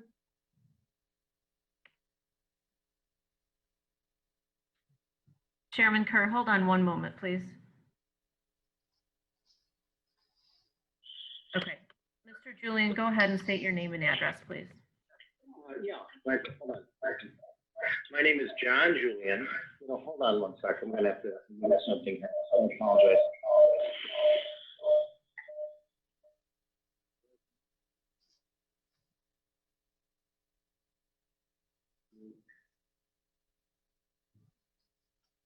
Okay, hopefully that will. Nope. I'm going to walk out here. Okay, I'm sorry. Can you hear me now? Yes. Okay, I apologize. I got technical difficulties. My name is John Julian. And Mr. Julian, I do need to swear you in first. Do you solemnly declare and affirm that the testimony you're about to give is true and correct to the best of your knowledge? It is. Thank you. Please proceed. Okay. I live at 190 Etteridge Road, right across the street from the development. I just want to say up front, you commissioners on the planning commission have a difficult job. I cannot help but think, as I've been listening to each of you, straying over the details of this plan, which I will tell you, if you hear the details and it sounds like a fine plan, it's a beautiful thought out, a lovely restaurant to have. We have to understand at some point to step back and understand the concern is not about the plan. The concern is where should that plan be? There were references made to, oh, well, the drive-through in McDonald's, that really became quite the gem. for people at the Starbucks down in Highwood loved it. Look at where those locations are. They are not in a residential neighborhood. I admit this sounds like a beautiful restaurant. I love it. I love the concept. But this concept is not well placed in this building. Step back and understand. We have across the street in that one small building with these two restaurants, the likelihood of 5 restaurants in one building, nestled right in the middle of an historic residential district, where there, as Commissioner Atkinson pointed out, historically has got walking traffic. I don't know if you noted specifically, but during the high school times, you've got kids going up and down that street. You can imagine the mix with trying to put in driving pickup with the high school kids. That's an accident waiting to happen. And beyond that, you as the plan commission are really the guardians of the plan of the city. You sometimes have to look at a plan and go, love what you're doing. It's not the right place for it. I believe this is such a plan. By allowing to put in, you call it a pickup, I don't care what you call it. What you're doing is you're driving traffic through the building with all of the issues that brings. And I do have to say, as an aside, my wife, who's sitting next to me, says that every Starbucks she's ever been to, where you have the order pickup, she's had to wait 10 minutes to pick up on 50% of the occasions.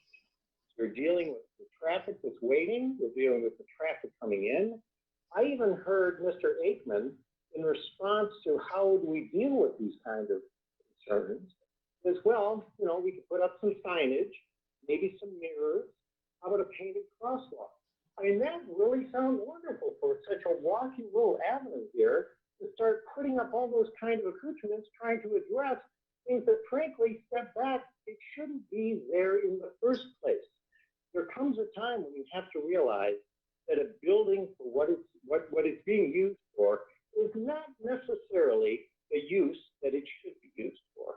And you, as members of the Plan Commission, I believe, have that obligation on the benefit of all the people in Lake Forest to make sure you're being careful about that. Paint the picture. This is something that shouldn't be here. It has nothing to do with how nice it is. So I really think that's what you have to focus on. Intensity of use. You've got freaking 5 restaurants across the street. You don't have that anywhere in Lake Forest. And we've got to back it off. So and also one last point, just planning for the pandemic, which is the way it was stated, and I appreciate the way that Commissioner Atkinson stated. You're trying to give a permanent plan to a temporary pandemic. I understand temporary may be a while, but eventually it's going to go. And I'm a lawyer, and we use a phrase, bad facts make for bad law. When you start planning for one-off situations by laying down laws, you end up regretting that inevitably down the line. This is not a situation where you should plan for a pandemic. This is where you plan for the future of the city. That's all I have to say. Thank you very much. Thank you, Mr. Jillian. Michelle, do we have another speaker? We do have another speaker. I'm going to mute myself while I bring her on. Just a moment.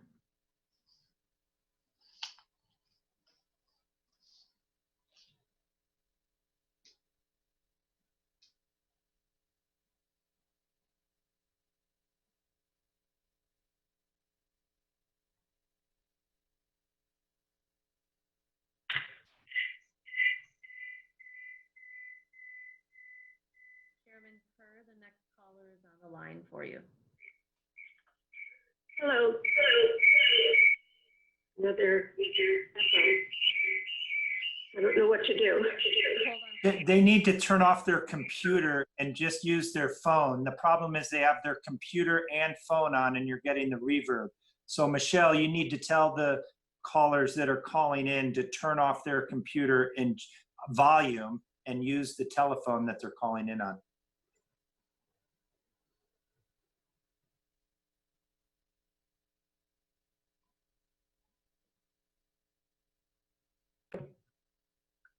I She has herself situated. Can you hear me without the echo now? Yes. No, they're nodding. Okay. Yes, they can. All right. My name's Marlis Turek. I live at 196 Atteridge Road, which is next to John Julian, right across the street from the development. And Marlis, before you proceed, do you solemnly declare and affirm that the testimony you're about to give is true and correct to the best of your knowledge? Yes, I do. Thank you. Please proceed. Well, I've taken a lot of notes here. I'm going to try to run through it in 5 minutes. First item is that no impact studies have been done, and I have a real problem with that. You know, this is like a McDonald's, but not like a McDonald's. It's in a bad location. The building might be too big. People might get hurt. I think they really have to do some impact studies. A pickup window is a drive-through. Cars are going to be driving through one after the other after the other. The service drive was specifically created to service all the businesses in that building. That's what it's there for. It's not to push the deliveries and the garbage pickup and the cleaning people and all the other necessities a building has off into a parking lot. That parking lot is very small. It fills up quickly. And people are going to place their orders and then they're going to sit in that parking lot waiting. Other deliveries will be pushed maybe onto the street as they've done. We've had huge vans sitting out on Woodland, huge vans sitting out on Western. So these are some of the issues that their great idea doesn't address. Deliveries, trash pickup in the area have been a problem since the building was built in the early 70s, and it's only gotten worse. Now we're going to have 5 restaurants. Each one of them isn't going to have one delivery a day. They're going to have multiple deliveries. You have a different delivery for the liquor people, and a different delivery for the bread people, and a different delivery for the fish people, and a different delivery for the vegetable people and the meat people, and it just goes on and on and on. And now you're going to have 5 restaurants having all those deliveries. They will not be able to do that in the parking lot. There's going to be a stream of cars. This was a huge problem when that pizza place was staging its delivery people there. The cars with their loud radios and the exhaust running constantly are a huge problem. That I don't think a 7-foot fence is much different from what's already there. Those fumes, that noise is going to be just spilling out over into those properties, creating a health and danger issue for those people. I think that there's a pedestrian danger, and I know you've talked about it a lot, and you've talked about the size of the building and the setbacks, and just like John Julian said, wrong building for this, because people are going to pull out from the pickup window, and they're going to end up blocking the sidewalk because they won't be able to see around the corner of the building. And now they're going to be sitting in that sidewalk waiting for traffic north and south to clear. And where are the pedestrians going to go? How are they going to get around? It's a huge traffic problem, a huge danger. The kids, they never look. They ride their bicycles 50 miles an hour. They don't look where they're going. Half of them are on the phone or listening to music. They don't know what's going on. You have a terrible accident waiting to happen. This isn't the same as the Jewel or the Fresh Market. Those have huge driveways, good vistas, easy to see everywhere. This will not have that available. Respectfully, Edgewood and Woodland are not the same as Western and Woodland. We live on a different side of the tracks. We live with all the congestion, and any car that they can't find a place to park in that lot is going to be spilling out over into the streets. We're going to have people parking, waiting for their orders, and traffic and parking is going to be a huge problem. And finally, I want to spend a couple minutes on precedent, because we all talk about precedent in today's world. And I know the precedent in Lake Forest going back to the early 70s has been to try to avoid having drive-throughs and fast food restaurants with all that they entail. But I'd like you to think about the precedent going forward, because that's what this case is about. That's what this situation is about. It's about what you're going to do to the community if you approve this. because you're putting a drive-through pickup window, whatever you want to call it, in the worst possible location. And any future restaurant that wants a pickup window is going to be able to go to court. Forget about the planning commission and all of that and special use permits. If they want the restaurant, they're going to go to court and they're going to file a lawsuit and they're going to get up before the judge and they're going to say, Your Honor, there's no reason to deny me a drive-through or a pickup window because they allowed a pickup window in the worst possible location in the city. And therefore, every other pickup window needs to be allowed, Your Honor. And the judge is going to say, hey, yeah, that's true. They created a precedent. So I think you really need to think this through. It's a wonderful restaurant. I know Honor Bar from when I visit California. They're great restaurants, but this is a unique situation in a unique historic neighborhood that already suffers huge traffic problems, huge delivery problems, huge noise problems, and I think it should be denied. Thank you. Thank you. Michelle, are there any other callers on the line? There is someone else trying to get through. I'm going to mute myself for a moment and take the call, and I'll come back in just a moment. Thank you.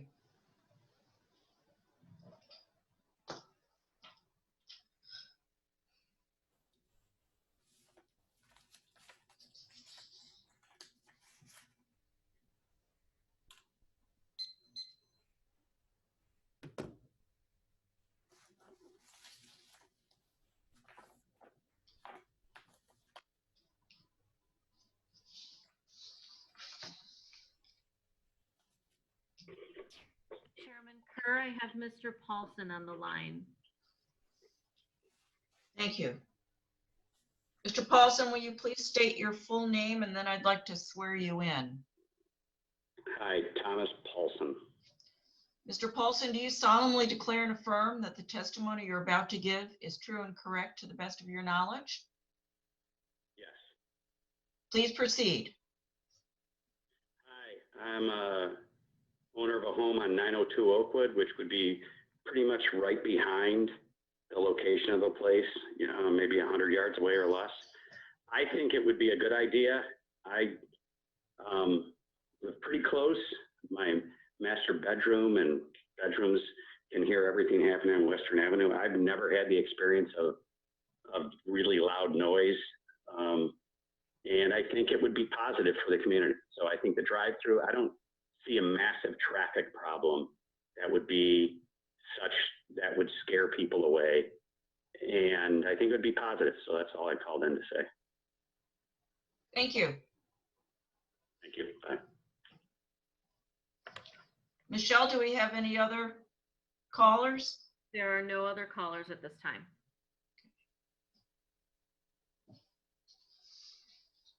Well, I know the number has been available for some time. Then at this point, we will close public testimony and move to the next item on the meeting plan. Final questions from commission to petitioner or staff, directions to petitioner and staff, and requests for additional information. Commissioner Dixon. No other questions. Commissioner Athenson. No other questions. Thank you. Commissioner Moorhead. I have one more question for Jason if he's still on. My question is, under the existing special use permit, assuming there was no pandemic and the original concept of the restaurant Scouts would have proceeded, was it within your business plan to allow pickup inside the restaurant? So say I'm at my house, I want Scouts food, I can call, order it, and then drive to the restaurant, go in and pick it up at the counter and then leave? Yes. Okay, so it appears that the only thing we're adding is we're taking that traffic that would otherwise go in the parking lot and then walk into the restaurant and we're channeling that through the rear of the building. Is that a fair statement in your view? That's fair, yes. The hope is that more people are picking up now, more people are driving through now as a percentage of diners. And in order to accommodate that increase in preference, that this would be the most effective way to accommodate that at this location. That's all I have. Thank you. Thank you. Commissioner Artman Ruggles, No further questions. Commissioner Freeman. None, thank you. All right, then at this point, we'll ask if there is any petitioner rebuttal to any of the concerns raised from the public or the commissioners. Nothing at this time, Commissioner. Thank you. I appreciate everyone's ear tonight. And now the staff response to the public testimony. Kathy?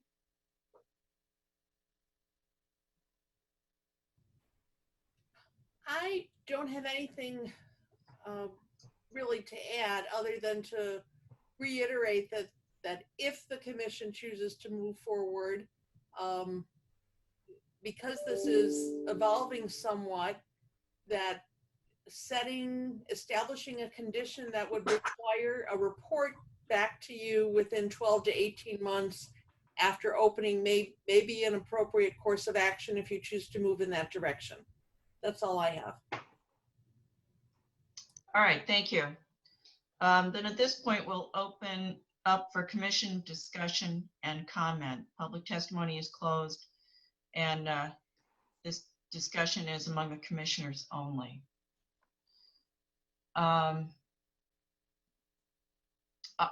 start by saying I'm on the fence on this one, only because of the increased vehicular traffic going through the site.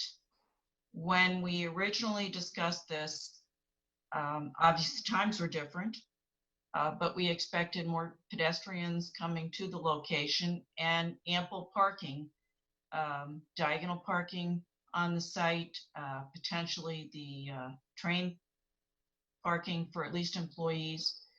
And we talked about curbside pickup either in front, right in front of the restaurant. There are a few spaces there, or that was still something I believe to be determined. So if this is additional traffic to what we anticipated would simply be cars going and parking, and it's 10 per hour over a 13-hour period because it ends at 9, and now service has been extended starting at 7 in the morning, going through to 9 p.m.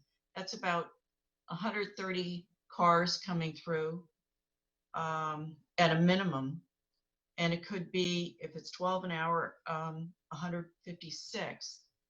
So I'm concerned about being able to route the traffic both off Western Avenue and off Woodland. If I think Commissioner Freeman or Mr. Whitmer might have mentioned that you don't want all the traffic to be on Woodland. On the other hand, it does present difficulties. I think Commissioner Artman Ruggles mentioned this. If you go through the existing parking lot that the sushi restaurant has. So those are my concerns.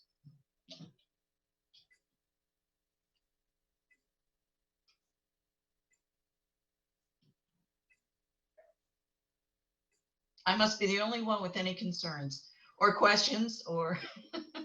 No, we're just waiting, I think, for you to do it by roll. You choose us. Certainly, Commissioner Freeman. That was an attempt to go first, but since I had. So, I think you picked up really where Commissioner Moorhead was headed as well, and a note that I had made as well about how do we measure impact and what does the current ordinance allow for. So let me start by saying this concept of whether this is a temporary problem. Having some experience with the virus, working with an essential business. I'm not a doctor, I'm a lawyer, but I do serve on committees with epidemiologists and physicians that are talking about the virus. It is not going away. It is not going to disappear. It isn't going to get better in the warm weather. Otherwise, all of the the impacted states at the moment wouldn't be in the south and west where the temperatures are higher. It's here to stay. We will, I am confident, have better treatments, and we will have a vaccine. But what won't change is consumer behavior. Consumer behavior is changing dramatically. And again, professionally and personally, having some experience with drive-throughs, the assumption that the drive-through can handle 10 cars an hour doesn't mean it's going to get that traffic. And because it can handle that traffic doesn't mean that consumers who now prefer, for safety reasons, to pick up through the drive-through are going to still go into the store. Foot traffic is down in all of retail. Foot traffic was already down. Foot traffic is incredibly low right now. So whether it's a pickup window or it's a delivery service, a DoorDash, a Uber Eats, or whatever it might be, or a consumer who decides to order from the parking lot and wait for their order, this space does not have the parking lot space above or the surface parking or below, frankly, for that matter, to accommodate all of those waiters, all of that traffic. So when we talk about impact, number one, let's not use a straw man of 10 per hour. Just because you can create capacity doesn't mean you can create demand. And I would submit that the demand here isn't going to be entirely new demand. It's going to be the people who otherwise would have come into the restaurant, but as Commissioner Kerr said, they don't feel comfortable waiting around standing next to you in your mask anymore. They want to pick up through the drive-thru. So these are the same customers, right? This is the same customer base, whether they come, in whatever form they come in, you're taking from one impact and delivering it to another. So we can have a fully packed underground parking garage that's trying to accommodate all of that impact, or we can accommodate something that's more novel that addresses a new demand in consumer behavior. So that was what I would say about COVID. It is not going away. This is not a temporary problem. This is the reality. So then I feel compelled to talk about the plan as it's currently formed. Like I said, under the current plan, if the consumer behavior has changed, you're going to have an impact that's different, right? It's that pickup behavior. It's the waiting downstairs for somebody to come from the restaurant or whatever it might be. Sounds to me like an operational nightmare, frankly, as opposed to what could be accommodated very quickly through a more novel approach. So then I feel, like I said, compelled to talk about precedent because an area I'm a little more comfortable with as a lawyer. But look, this isn't going to be the last request we get. I think that's a fair comment, for the public to make. What I would say, though, is we have a special use permit procedure within the city. And the one comment I would make, Kathy, to think about from City Council's perspective or updates to the ordinance, maybe it's time to look at the ordinance and maybe there should be some distinction between drive-through and pickup window. Maybe we need to add pickup window as something that has to come in to Plan Commission so that we can be consistent in how we apply these rules.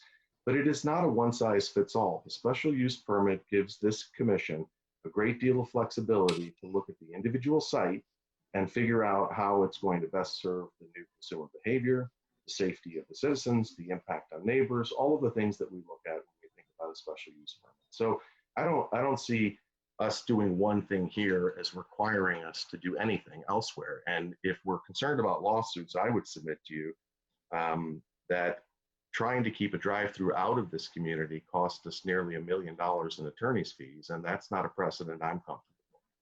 So if that's the argument that you would make. So those are just my thoughts around those. I would ask, when we get to the point of making a motion, Kathy, we're going to need you to pull up the staff recommendations, because it's going to require, I think, a fair bit of work to make sure that we're careful in how we do that and then think long-term about whether this is a new category that needs to be reviewed by the Plan Commission. I would ask my fellow commissioners to think about the last issue that was raised, which is, and it was raised earlier by Commissioner Ruggles, should we be limiting traffic to Woodland only? It strikes me that that puts a fair amount of impact on the neighbors along that street and may actually create more of a traffic issue than it prevents. If you look at the size of the entryway off of Western into that parking lot, it is considerably larger than either entrance into the Jewel. So I just think we want to be careful, and I'd be interested in your thoughts about that as to whether that's a requirement, the limitation that this be entered only off of Woodland. That's, I think, it's one of the recommendations in the staff recommendations. You know, if you could just think about and maybe speak to that when it's your turn, so we could just have a sense of whether we think that's a requirement that needs to stay. Thank you. Thank you. Commissioner Artman-Ruggles. The concern I have is that physically, I'm not convinced that the width of the existing alley can meet the requirements of the drive-through. My concern is that there's going to be many times that two cars need to pass each other. And if this would go through, I would like to see a more detailed, enlarged site plan that had existing, obstructions that are already there, proposed obstructions, ways to mitigate pedestrians coming out of the exit ways and things like that. I'm just uncertain that this really works as well as what is showing in a diagram at this point. In addition, this, if it works, it's very tight, and that's in a summertime condition, not winter when you have another 2 feet shaved off because you've got a bunch of snow piled up against the fence, etc. The reason I had asked about, coming in through the parking lot itself is often, like for other drive-throughs, I would see a dedicated lane for the drive-through. I don't think you typically want for, master planning to have the drive-through as your parking backup aisle in a parking lot. I think it's a dangerous situation. A lot of accidents happen, fender benders and such. So I understand it would be more traffic coming off of Woodland, but my concern was that there was going to be too much traffic vying for the driveway, because I do think it's going to be a very popular feature, because I agree with Commissioner Freeman, it's not going away quickly, and we need to be mindful of that and try to make accommodations, but accommodations have to be in a footprint that works. And having said that, this is not the only restaurant in the building. There's the other sushi restaurant. So if we're talking about precedent, and if it's coming back, why shouldn't the sushi restaurant also get a pickup window? And how is that going to impact the traffic, especially if we can't guarantee that a car can pass the other car? So I have concerns that physically it just doesn't work. I would like to see more detail to the plan to be convinced that it would really work. In plan, I think it's a great concept. I mean, in theory, I understand why the restaurant would want it, and I would like for us to be able to move the petition forward at some point. May I ask a question? Mm-hmm. Sure. While we're on the topic, I had the same reaction when I thought it was a drive-through and I saw the width of it. I came into this with a very negative point of view, because I don't see you preparing orders in a way that isn't going to create chaos. And I did measure on Google Maps, like how many cars would actually fit, even monster SUVs. To Chairman Kerr's point, I tried to figure out what the length was, of one of those expeditions, and then line them up. It's more like the width for me if they're trying to pass. Yeah, you'd be surprised. There's actually the length that differs more, but as it goes according to my Google search. But in any event, not getting into areas that I'm not, but so that, Monica, was a concern for me. I guess it's going to be kind of as I think he referenced this, it's going to be like a consumer behavior, like a learning thing, because if you show up in the lane ahead of me and your order's not ready, I am not going to be happy. And so he's got an obligation to tell the person who shows up early to say, pull around. You haven't gotten your text yet. Wait till you get your text. Don't get back in line until you know your order's ready. And it'll be consumer behavior that drives it. If people don't like that format, they're not going to come back. But that is the way other drive-throughs deal with those issues. You show up early, you drive around. I mean, Well, so. I think you bring up an excellent point, because what they do at certain other places, if you drive up, you place your order's not ready, they say, please pull forward and wait up ahead and we'll get your order. And then the other car behind you can follow and get their order. So perhaps an option is actually taking the pickup window and moving it further to the west slightly, so that there was an option, there'd be an option, okay, like your order's not ready, you can go move up to spot number 1 or spot number 2, something like that. That's a little bit closer to Western. And to be honest, if it's further away from Western, that would give people the opportunity, you know, when you get your order, right, you're going to open up your bag to see that you've got your whole order, right, before you go driving off. Maybe you're going to be distracted and kind of look at your order and, like, you know, exit out of the you know, curb cut and not notice a pedestrian. So I think that there could be a little bit more thought put behind really the circulation and how it really would work. If we deny this window, do we then deny what we look forward to as an excellent restaurant for Lake Forest? Is it possible to have, I guess the question I'm asking is, if they don't get the window, how much business will they really give up? We don't know yet because everything's so new, but there is that diagonal parking in front of Jewel that's very close to the restaurant. And the only time that seems to be full is between maybe 5 and 6 p.m. Chairman Kerr, I thought I heard the petitioner say that he probably would not move forward if he was denied. So therefore, you know, the point would be moot, and Right, the restaurant probably would not be built. I mean, that's what I heard, but. Well, that's why I asked the question, but Yeah. we do still have, we have a question on precedent. This is probably one of the few sites that would allow consideration of this because of the configuration of the building. But is it good enough?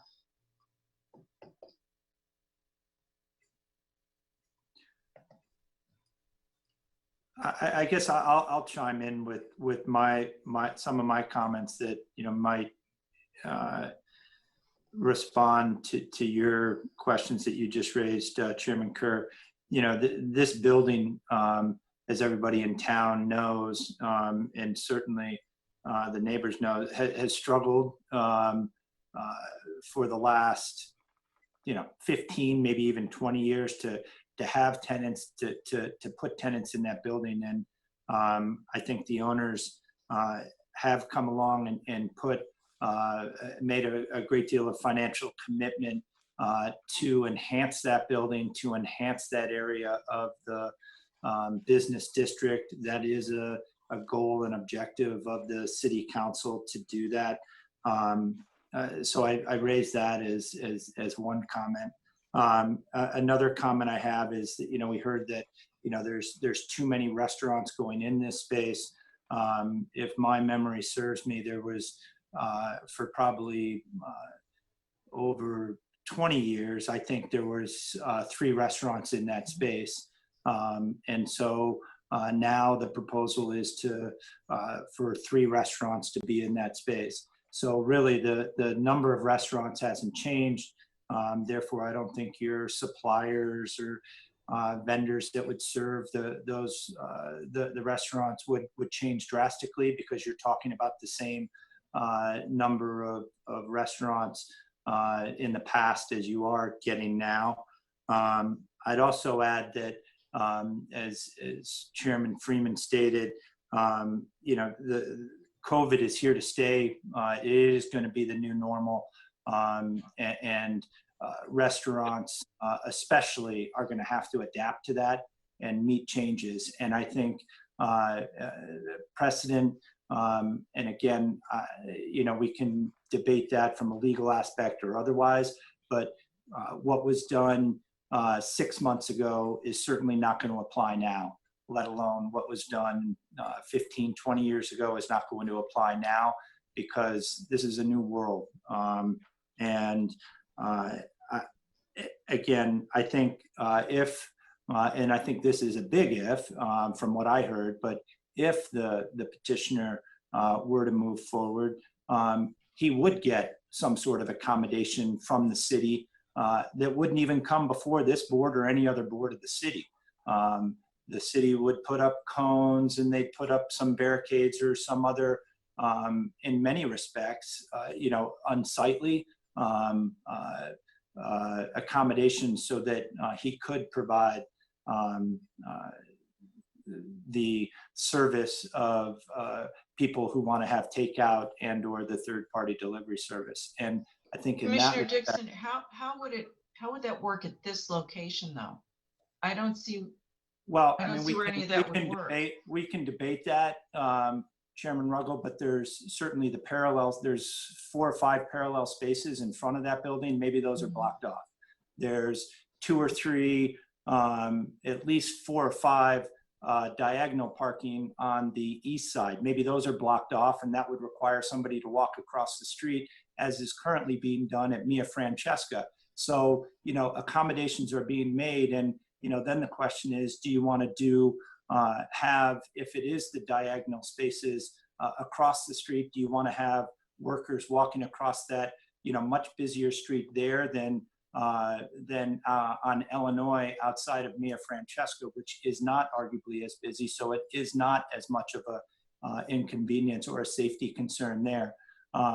But the city would be making those accommodations. Kathy said so, and it would you'd have to imagine as such, because again, the city council gave the directive to city staff, and we've seen it around town with tents set up down at Chiefs to help Chiefs in Egg Harbor, and streets closed outside of Market House, and parking spaces closed outside of Suites. All those are steps to accommodate the business owners that ultimately the city's trying to attract and the town wants. So if the accommodations aren't made in some way, shape, or form, we're not going to have businesses to attract.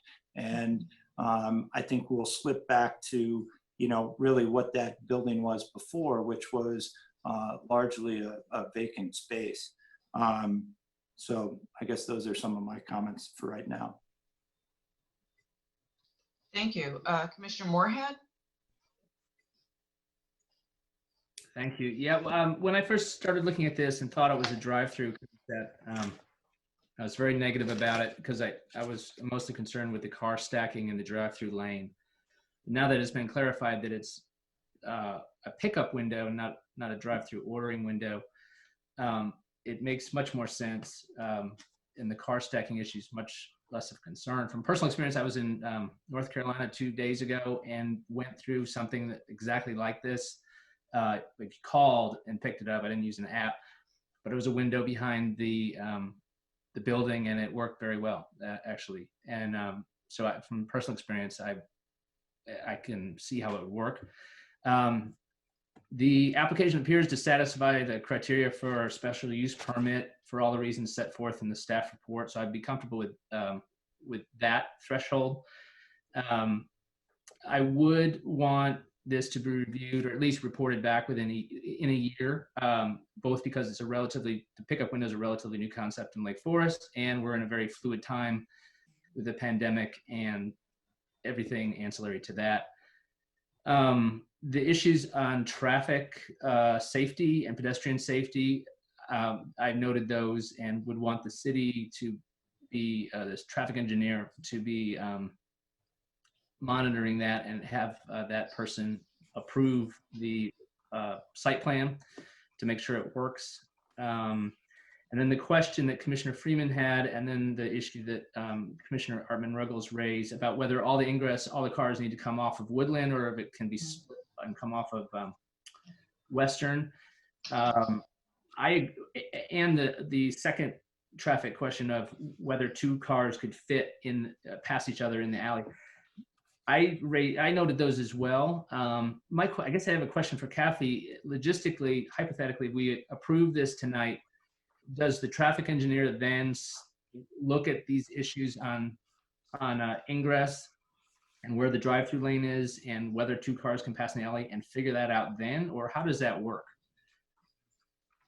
My suggestion here, hearing the comments so far, is that if there is a general sense that the commission, a majority of the commission is supportive, that maybe we do take the next month to do a few things, to consult with the engineers and answer some of the questions raised by Commissioner Ruggles, to perhaps at least develop a conceptual signage or pavement marking plan, so that we address more specifically and can adopt as part of the ordinance some of those pedestrian safety notions. And that we clarify the language.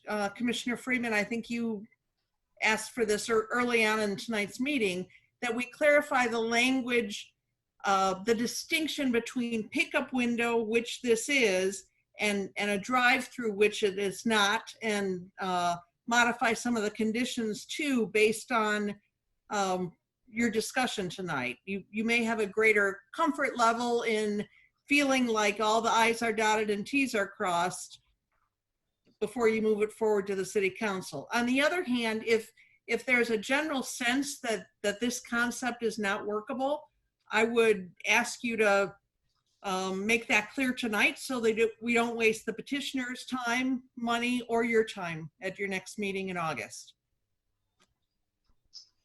Well, I appreciate Commissioner Dixon's point that this has been a property that has had issues in the past. And if this will help the viability of the development, that helps the city as well.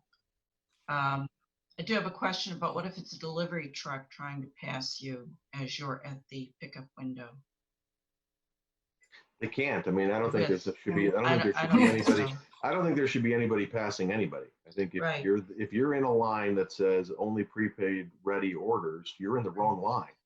And so I think there should be no passing. But we'll let the engineers decide that. I think, to Kathy's point, and maybe it's best to just get a feel from everybody else. But I worried about the same thing, Rosemary. Like, if the garbage truck is there and I'm going in to pick up my order that's ready, I'm going to have to sit there and wait for the garbage truck to do whatever it needs to do.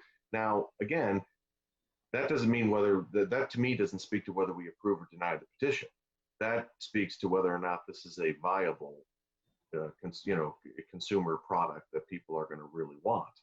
And I don't know that I'm going to get too much in the weeds on that. I have to take the petitioner at his word, and he says if he doesn't have it, he's not building it. So that's really the issue we have to deal with. Whether people will like that.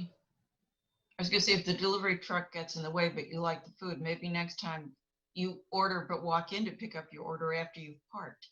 Yeah, I wish that would alleviate some of the traffic. I wish you would have thought of this a couple of years ago. There was a beautiful, as a resident of the 4th Ward, there was a beautiful building on Waukegan Avenue. I don't know about the rent, but it was a beautiful building that he could have done this in. I certainly would have gotten use of it. I would say, and someone correct me if I'm wrong, but I heard 10 cars an hour. So if you quantify that, that's only a little over 2 cars every 15 minutes. So I think that, and I heard also that could be managed. Right, in that respect, I was just thinking about the extra road traffic.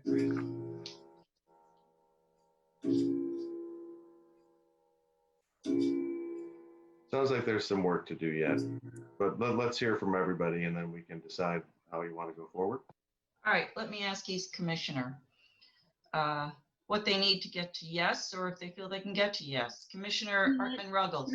I didn't have a chance to make some comments. Is it okay if I go first with that? Please do. And I hope I kind of sound coherent because I've been taking a lot of notes and listening to what everyone's been saying, and I really appreciate the long discussion. But I'm trying to look at this from, a larger overall viewpoint and more long-term also. Because I tend to think that once we get a virus, COVID is just gonna be something we're gonna live with. We're gonna have to learn how to live with it. And, I just want to make the comment that, Lake Forest is known nationally as using best practices in traditional urban planning. And then focusing on, when you say traditional, more about walkability and a traditional urban setting. I mean, the new urbanism all is trying to replicate what Market Square is, what we have here. So the problem with this petition is that it sets a bad precedent, and because it goes against everything about the traditional urban planning setting where it's pedestrian focused. And we're trying to put so much traffic onto this setting that's surrounded by a walkable traditional historic neighborhood. And if you remember at the last petition, we spent so much time trying to minimize the negative impact on the neighbors with this. And we really focused a lot on this alley. And we tried to get the garbage in the right place and minimize the traffic flow through there. No loitering of employees, no deliveries in the back. I mean, we really spent a lot of time. And I'm afraid at this point, we haven't really spent a lot of time on talking about how 10 cars at a minimum, and I got that from the petitioner, an hour will impact the neighborhood. And if you think about this site, as I had mentioned before, it is a really busy site, especially when school is out. You've got the second stoplight in the central business district is here. So you've got a lot of traffic going through, and you also have a curve there right about where you're supposed to enter in off of Woodland, which turns into a blind curve. And you're trying to get 10 cars an hour now through that Woodland entrance around, and then out the other side on Western, and 8 feet away, you have a very heavily used Jewel parking lot entrance. Add to that all the pedestrians that are walking up and down through here, because we're trying to make our city more pedestrian friendly, and so we're adding more pedestrians. So it would be one thing if this was on a 4-lane highway in Vernon Hills or on Waukegan Road or something that could accommodate 10 cars an hour, but this is an alleyway and a service entrance. And I have the same concerns about the width, and we really don't have an opportunity to provide any kind of buffering to the neighbors. I mean, I'm worried about, if you're stacking cars, you're going to have emissions, especially during the winter. You're going to have noise. You're going to have now smell of the garbage, and everyone's trying to enjoy their back patios. I smell the food over on my house, which is, 2 streets away. So I just worry about the general overall composition and the precedent this is setting in this neighborhood. And I really think that when I go down the criteria, I think this is a detriment to the neighborhood and the neighbors. And that's one of the things that we're really charged with evaluating. And I don't think we've really evaluated that enough, like we did the last petition, to really, understand how much this is going to negatively impact the neighbors. That's why I suggested a traffic study, because, when we did these drive-throughs before, what the traffic study does is gives you concrete numbers to make a judgment on. Now we're just guessing. Now we're just estimating, oh, we're going to have this happen and this happen or whatever. We could do a mock-up. We could, and then send the cars through there and just see what kind of impact that is going to have on this very busy corner in Lake Forest. So I just worry about the real negative impacts of all the added traffic, the emissions, the noise, the increased lighting. And I just think it's too negative for me to be supportive of this. And I think the petitioner has options. I think, we've been trying to accommodate our restaurants in town with, as Commissioner Dixon said, setting aside street sides and the curbside pickup has worked great. Our family's been trying to really solicit every single restaurant in town just to make sure they're still viable, and everyone has a system down that's worked really well. So it's hard when you can't be inside, but there are other options here. I just don't know if the drive-through is really, it just really will impact the quality of life, I think, in this neighborhood. And that's my concern about it. And plus, we're talking about a 7 a.m. to 9 p.m., 10 cars a day. I mean, last time we talked about limiting hours with delivery. Remember that? We were saying like you only have like a 2-hour window or something for deliveries. Now you're saying we're going to have 10 cars an hour from 7 a.m. to 9 p.m. think about the volume of traffic that's adding onto this small site. So that's where I'm at right now. I just really worry that we're guessing on a lot of this, and I like to see some more hard numbers in terms of volume and what that really means and how that would impact the surrounding neighborhood. Of course, the difficulty here, Commissioner Atkinson, I appreciate your desire for a traffic study, but there's so much unknown with the COVID situation. Exactly. How would you model it at this point? Well, And if you turn Mr. Ackerman away and deny him the window, as opposed to doing, say, a 1-year trial while we see what else happens with COVID, while perhaps he builds up the model and continues to make changes and the restaurant gets better known, then have we worked with the petitioner to become established and somehow work out a happy medium with the neighbors, if possible. That's the question, is it possible? but then what do you do if it's a negative impact? Do you brick up the window? Well, that's why the request was to consider coming back in a year or 18 months, something like that. Commissioner Artman-Ruggles, did you have some questions or comments? Or have you already answered? I was muted. I think I already said what was on my mind, but I know that I think that we were all going to perhaps speak on if there was something that could be done that would move the petition forward. Like if we were going to give them, okay, yes, we think we can move it forward, or if there's like strong no's, we should let them know now so that we're not wasting everybody's time. And your opinion? My opinion? So I am not a strong no, but I'm also not a strong yes. I could see moving the petition forward if there was more detailed work done on the site plan that could verify that the traffic could flow throughout the site. And if, something like Commissioner Atkinson said, like if it's a mock-up, right, you have to put striping down, and we get to drive our cars through that and see if it could actually work. Maybe something like that. I also kind of think maybe even pushing the window back further on the site could be an option, but I'm not prepared to say yes today. I would like some more detailed site plan, and even having said that, I would also like a window of like a year or 18 months to see if it was really working out well for the community. Commissioner Moorhead?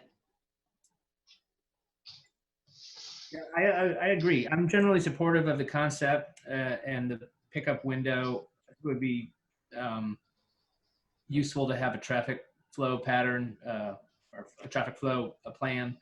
You're going to have to do it in any event, so you might as well do it now, sooner rather than later. Figure out where their cars are going to come in from, and whether they're going to go through the parking lot. But for that, I would be supportive of it. I think we just need to figure out how the traffic's going to flow. Just my thoughts to Commissioner Atkinson's comments. I appreciate what she's saying, and I understand this is a property that abuts the residential area, and we're in Lake Forest, which has another layer of land use tradition and considerations. But I would note that this property is in the central business district, and it's a commercial property, so it's going to have a certain amount of traffic flow.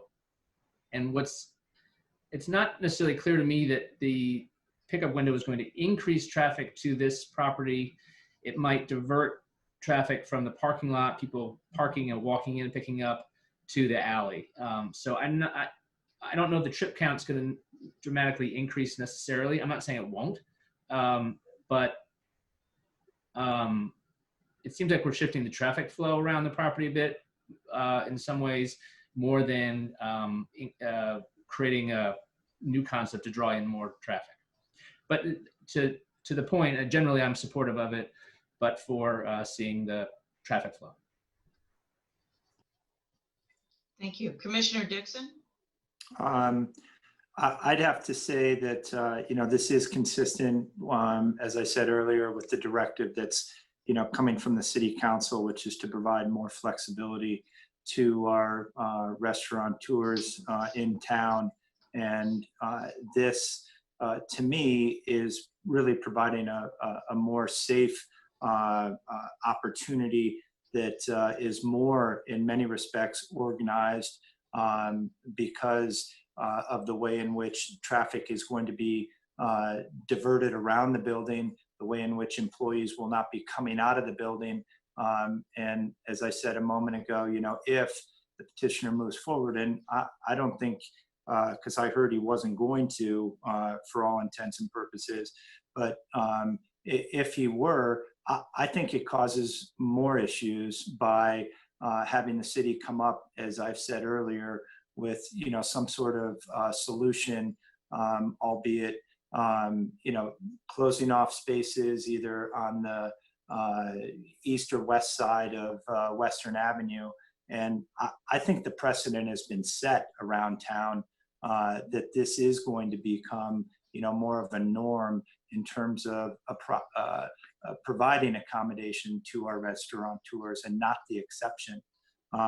So with that coupled with, I like the proposal that Kathy's put out there, that this would come back before this commission, say in 12 or the 18 months time, and modifications, if necessary, could be made to the site at that time based on what we would have as the actual data. Thank you. Commissioner Freeman. Yeah, like I said earlier, I was much more concerned coming into this based on the traffic flow, the width of the alleyway, the traffic pattern that we had talked about back then. I did go back and review the notes. We were very careful, as Commissioner Atherson talks about, trying to make sure deliveries were between 8 a.m. and 4 p.m. and all of that. So I guess a couple thoughts on that. Look, they're going to have to provide an updated site plan anyway. The site plan's wrong. It has a menu ordering system. We're going to have to update the staff recommendations. So I think we should carry it forward 30 days. I think that the petitioner should welcome that, because as it stands, it is a little confused the way it's presented. And Kathy, I think there's a number of things we talked about, just to strike all references to a drive-through, make sure that there's something specific in there about this idea of, prepaid order pickup or something like that. I think that remove the menu, some kind of a provision that there can't be any audio devices, microphones, speakers of any kind. I mean, and then some idea that if there is a desire to convert this into something that looks more like a traditional drive-through, then they have to come back to the Plan Commission. And of course, have the city engineers look at it from a signage standpoint, from a traffic flow standpoint. I guess I don't understand the need for the traffic study. I mean, a traffic study is only valid if there's some kind of scientific basis from which to draw, or evidence to draw from it. So I'd submit a couple of things. Number one, at one point, we're very focused on the fact that this is heavily pedestrian walkways as opposed to cars. So a traditional traffic study on the streets, traffic study isn't going to be on the site, and the site, because the sites are so unique, you're not going to get anything out of a traffic study, I would submit. It's just not the right tool. So what I would suggest is, as the engineer is looking at this, Kathy, with Peter and with the petitioner, if we're going to use 10 cars per hour for the drive-through, for the pickup window, well then I'd like the city to think about what it would do to accommodate 10 customers per hour for curbside pickup, because I don't think that can work on this site. It just can't. And I'd like to see what the city would do with that, because you're very close to an intersection. There's not a lot of parking up front. The parking underneath is somewhat limited as well. And so if we're going to assume that demand is going to get created, then would we assume that under the current currently authorized use of the space, how would we accommodate that if that's really the demand? I don't think it is. I don't think it is. I think the demand will vary throughout the day. I think there'll be a learning curve for customers as much as there will be the business. And I do think that this is a limited customer base. It's not, these customers are going to come from their own customer base to a large extent, which again means what's more convenient. If you force the delivery trucks to deliver from another section of the site, and that's up to the petitioner to figure out. The location of the garbage cans, as Chairman Kerr pointed out, all those things, I think they need to give more thought to it, Kathy, and then think of it in its current state, and if we're going to use certain numbers to consider, traffic flow, then let's look at it in its currently approved form and say, if we had the same traffic flow, is it workable? Do we need a solution? I mean, maybe this is already a problem that needs a solution, but we don't know that yet. So those were, I think, my thought. And of course, the fire chief as well. I would want the fire department, in addition to the engineer, to take a look at that from a safety standpoint for the neighbors as well as the immediate property. So I would make a motion to carry this matter over. I think we can keep the public comment closed, or do we reopen? I'm open to either. I think probably better to reopen if there's going to be new submissions, but. Yes, I would suggest you keep public comment open. We will have some revised site plans, other information, so that's important. But I think the direction is good and clear, and it sounds like it is worth it for us to work with the petitioner for another 30 days and bring this back. It will be the first item on your agenda at your August meeting. And I appreciate the attorneys, several of the attorneys pointing out that perhaps there is already precedent for the city helping restaurants at other sites. And given the configuration of this, these roadways around it, perhaps this is something that is similar to what's being done for other restaurants, just something a bit different to accommodate the specifics of that site.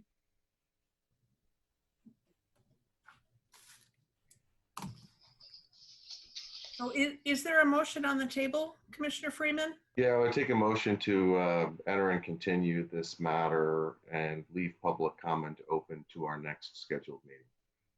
I'll second that. And Chairman Kerr, I'll do a roll call vote. Thank you. Commissioner Moorhead, Aye. Commissioner Artman Ruggles, Aye. Commissioner Freeman, Aye. Commissioner Athenson, Aye. Commissioner Dixon, Aye. Chairman Kerr. Aye. The motion passes with six ayes and no nays.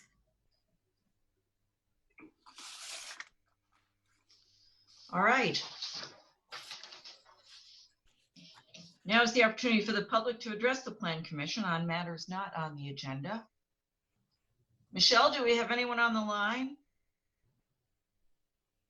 No, there's no one on the line. Okay, so seeing no further business, is there any additional information from staff?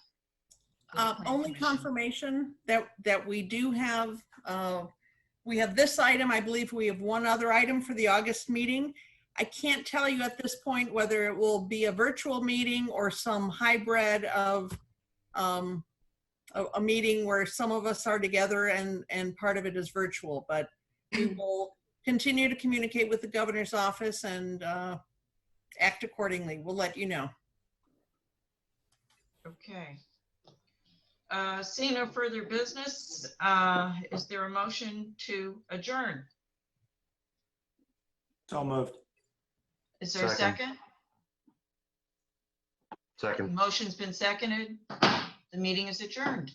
Thank you all. Thanks, everyone. Stay well. Thank you. Thank you.